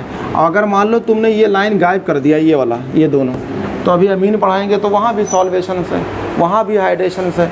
अभी आप S ब्लॉक पढ़ाएंगे वहाँ भी है, P ब्लॉक में है, तो एक जगह नहीं पढ़ने पड़ेगा तो वहाँ नहीं पड़ेगी, क्योंकि यहाँ मैं बढ़िया समझा रहा हूँ, वहाँ मैं जल्दी से बोल के निकलूँगा। तो सॉल्वेट्स, तो सॉल्वेट या हाइड्रेट का मतलब लगता है यार कॉम्प्लेक्स पानी रखेगा ज़रूर, पर लगता ही है, क्या लग रहा है, हाइड्रेट या सॉल्वेट, तो कॉम्प्लेक्स क्या रखेगा, पानी। यानी कुछ लिगेंड अंदर होंगे तो हो सकता बाहर पानी हो, तो यही तो करना है। अगर बाहर पानी है तो उसे अंदर ले आओ, और अंदर चीज़ किसमें भेज दो, बाहर भेज दो, हो गया। जैसे अभी आपको लिगेंड ट्रांसफ़र करा रहे थे क्रिस्टल फील्ड थ्योरी में, EN को ला रहे थे, वाटर को बाहर भेज रहे थे। तो इसको एक बार पढ़ दे फिर समझाते हैं। क्या लिखा हुआ है, this form of isomerism in soon by hydrate isomerism, solvate या हाइड्रेट दोनों एक ही नाम है। कह रहे in case where water is involve by ये सॉल्वेंट, मिल तो गया। इसमें क्या होगा, पानी, तो पानी कैसा होगा, सॉल्वेंट के फॉर्म में, इसका मतलब पानी वहाँ लगा होगा। चाहे नीचे कॉम्प्लेक्स देख लो, दिख रहा होगा, देखो क्या लिखा है, CrH2O का होल 6, तो यानी कैसा है, यानी इसका मतलब वाटर यहाँ लगा है। अब इसे बाहर भेज दो और Cl को अंदर ले आओ, तो इसका मतलब क्या हो गया, कॉम्प्लेक्स बदल जाएगी और सॉल्वेंट जो आपका वाटर है वो चेंज हो जाएगा।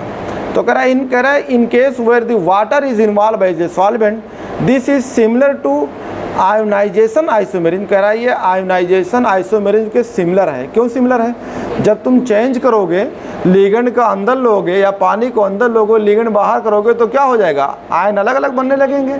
तो कह रहा है उसकी तरह सिमिलर है, लेकिन तब दोनों में हम किसका एग्जाम्पल लें, वहाँ मैंने पानी लगा के नहीं बताया था, और यहाँ के कॉम्प्लेक्स में लिगेंड कोऑर्डिनेशन स्फीयर के बाहर वाटर लगा रहता है, यही इसकी पहचान होती है। यानी जैसे अभी आपने देखा था कॉपर सल्फेट, तो बोला था CuSO4, तो वहाँ लिखा था अनहाइड्रस, और एक था कॉपर सल्फेट 5H2 जिसे बोलते हैं नीला थोथा, ब्लू विट्रियोल्स, यानी उसके साथ क्या लगा था, पानी, तो उस पानी को बोलते हैं हाइड्रेटेड्स या इक्वस, या पानी लगा है, ये वर्ड यूज होता है। तो कह रहा है कि इसके तरह होता है, आयोनाइजेशन की तरह होती है, बट क्या बोल क्या रहा है, differ by whether or not ये solvable molecule directly bonded to metal ions, यही डिफरेंस है। क्या डिफरेंस होती है, डायरेक्ट पानी कहाँ, मेटल से नहीं लगा होता है, इन दोनों में यही फ़र्क है। वहाँ पे पानी लग सकता है लेकिन यहाँ पे डायरेक्ट नहीं लगा है। सॉल्वेंट मॉलिक्यूल्स कह रहा are a not a solvent molecule directed to bonded to metal ions, कह रहा है mainly present as free solvent molecule. कैसा होता है? फ्री सॉल्वेंट मॉलिक्यूल के फॉर्म में प्रेजेंट होता है इन दी क्रिस्टल लैटिस। जो आपका स्ट्रक्चर होगा उसी स्ट्रक्चर में फ्री वाटर मॉलिक्यूल्स जो होते हैं एग्जाम्पल कह रहा है कि प्रोवाइडेड बाय दी इक्वा, ये लिखा हुआ है। तो यहाँ पे आपको एक चीज़ तो मिलेगा, यहाँ पे कलर अलग मिलेगा या सेम रहेगा? कलर बदल जाएगा, काउंटर एंड चेंज है, कलर बदल जाएगा। तो इसमें लिखो एक line,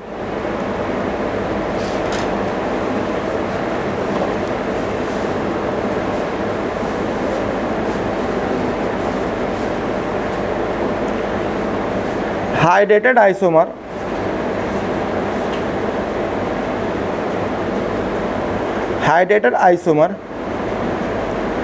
of a complex hydrated isomer of a complex they differ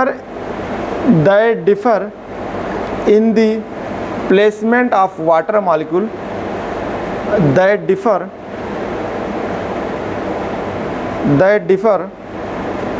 in the placement of water molecule in the complex।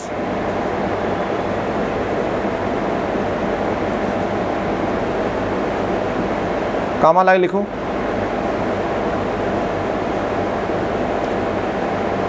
Not a solvent molecule, solvent समझते हो? सॉल्वेंट को लिख लो ब्रैकेट में water. Not a solvent molecule is directly bonded to the metal ions. Not a solvent molecules, और solvent molecule के bracket में water को कहना है, यहाँ मेन वाटर है। Is not a solvent molecule bracket में जो है वाटर इज डायरेक्टली कह रहा है is directly bonded to the metal ion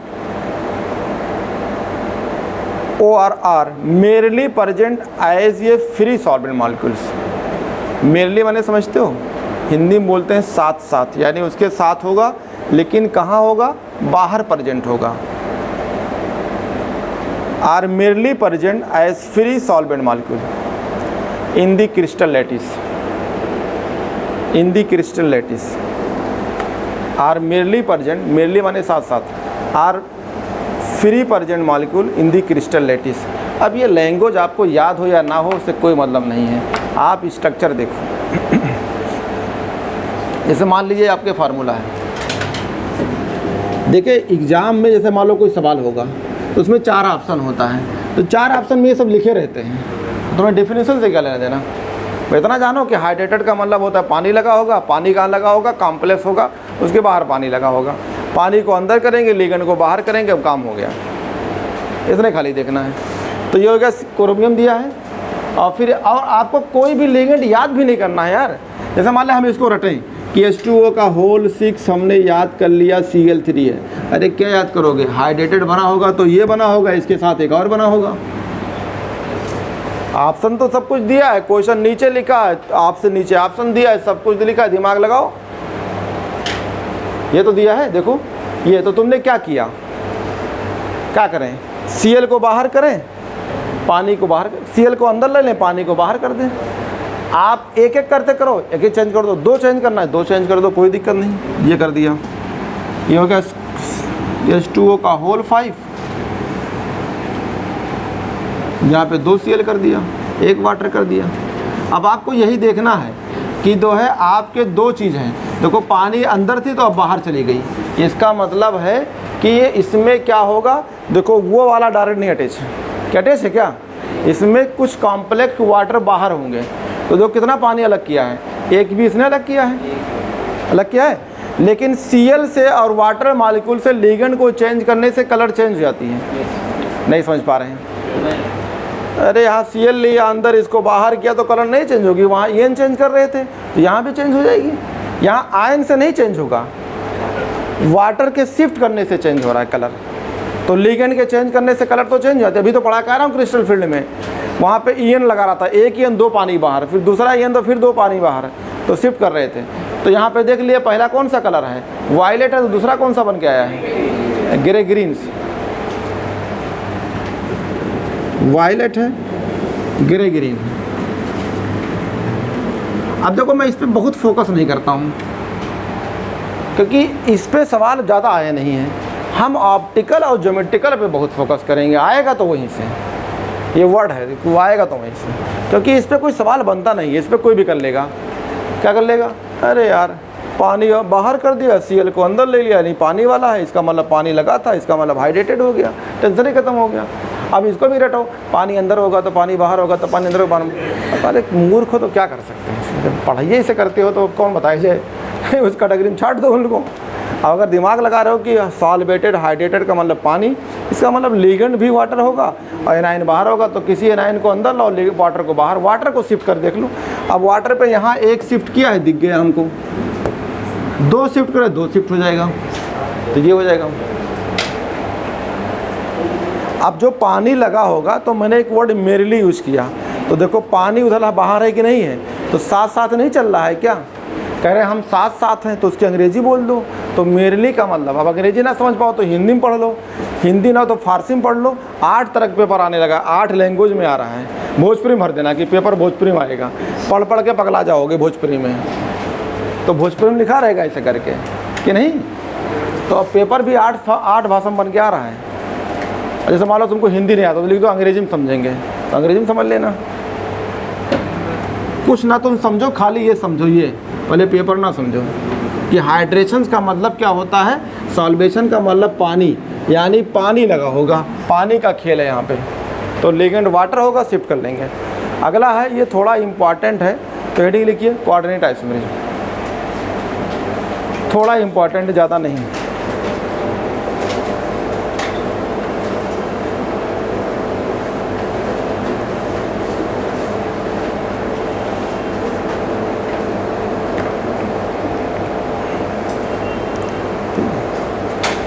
तो चलो अब ये टाइम हो गया, जो है कल इसको पढ़ाएंगे। इसके बाद जो है आप स्टार्ट करेंगे ज्योमेट्रिकल में एब्सेंट ना रहिएगा, नहीं तो ज्योमेट्रिकल आपकी गड़बड़ हो जाएगी, क्योंकि ये चलो ठीक है, ये बहुत इंपॉर्टेंट नहीं है, मतलब ये 2016 से भी सवाल ही नहीं आया इस पर। तो अब जो आएगा, क्योंकि उससे पहले तो आया है, उससे पहले तो आप देखेंगे ये IPMT कराती थी 13-14 में और पहले 8-8 में, तो उसमें आया है, लेकिन इधर नहीं आया है।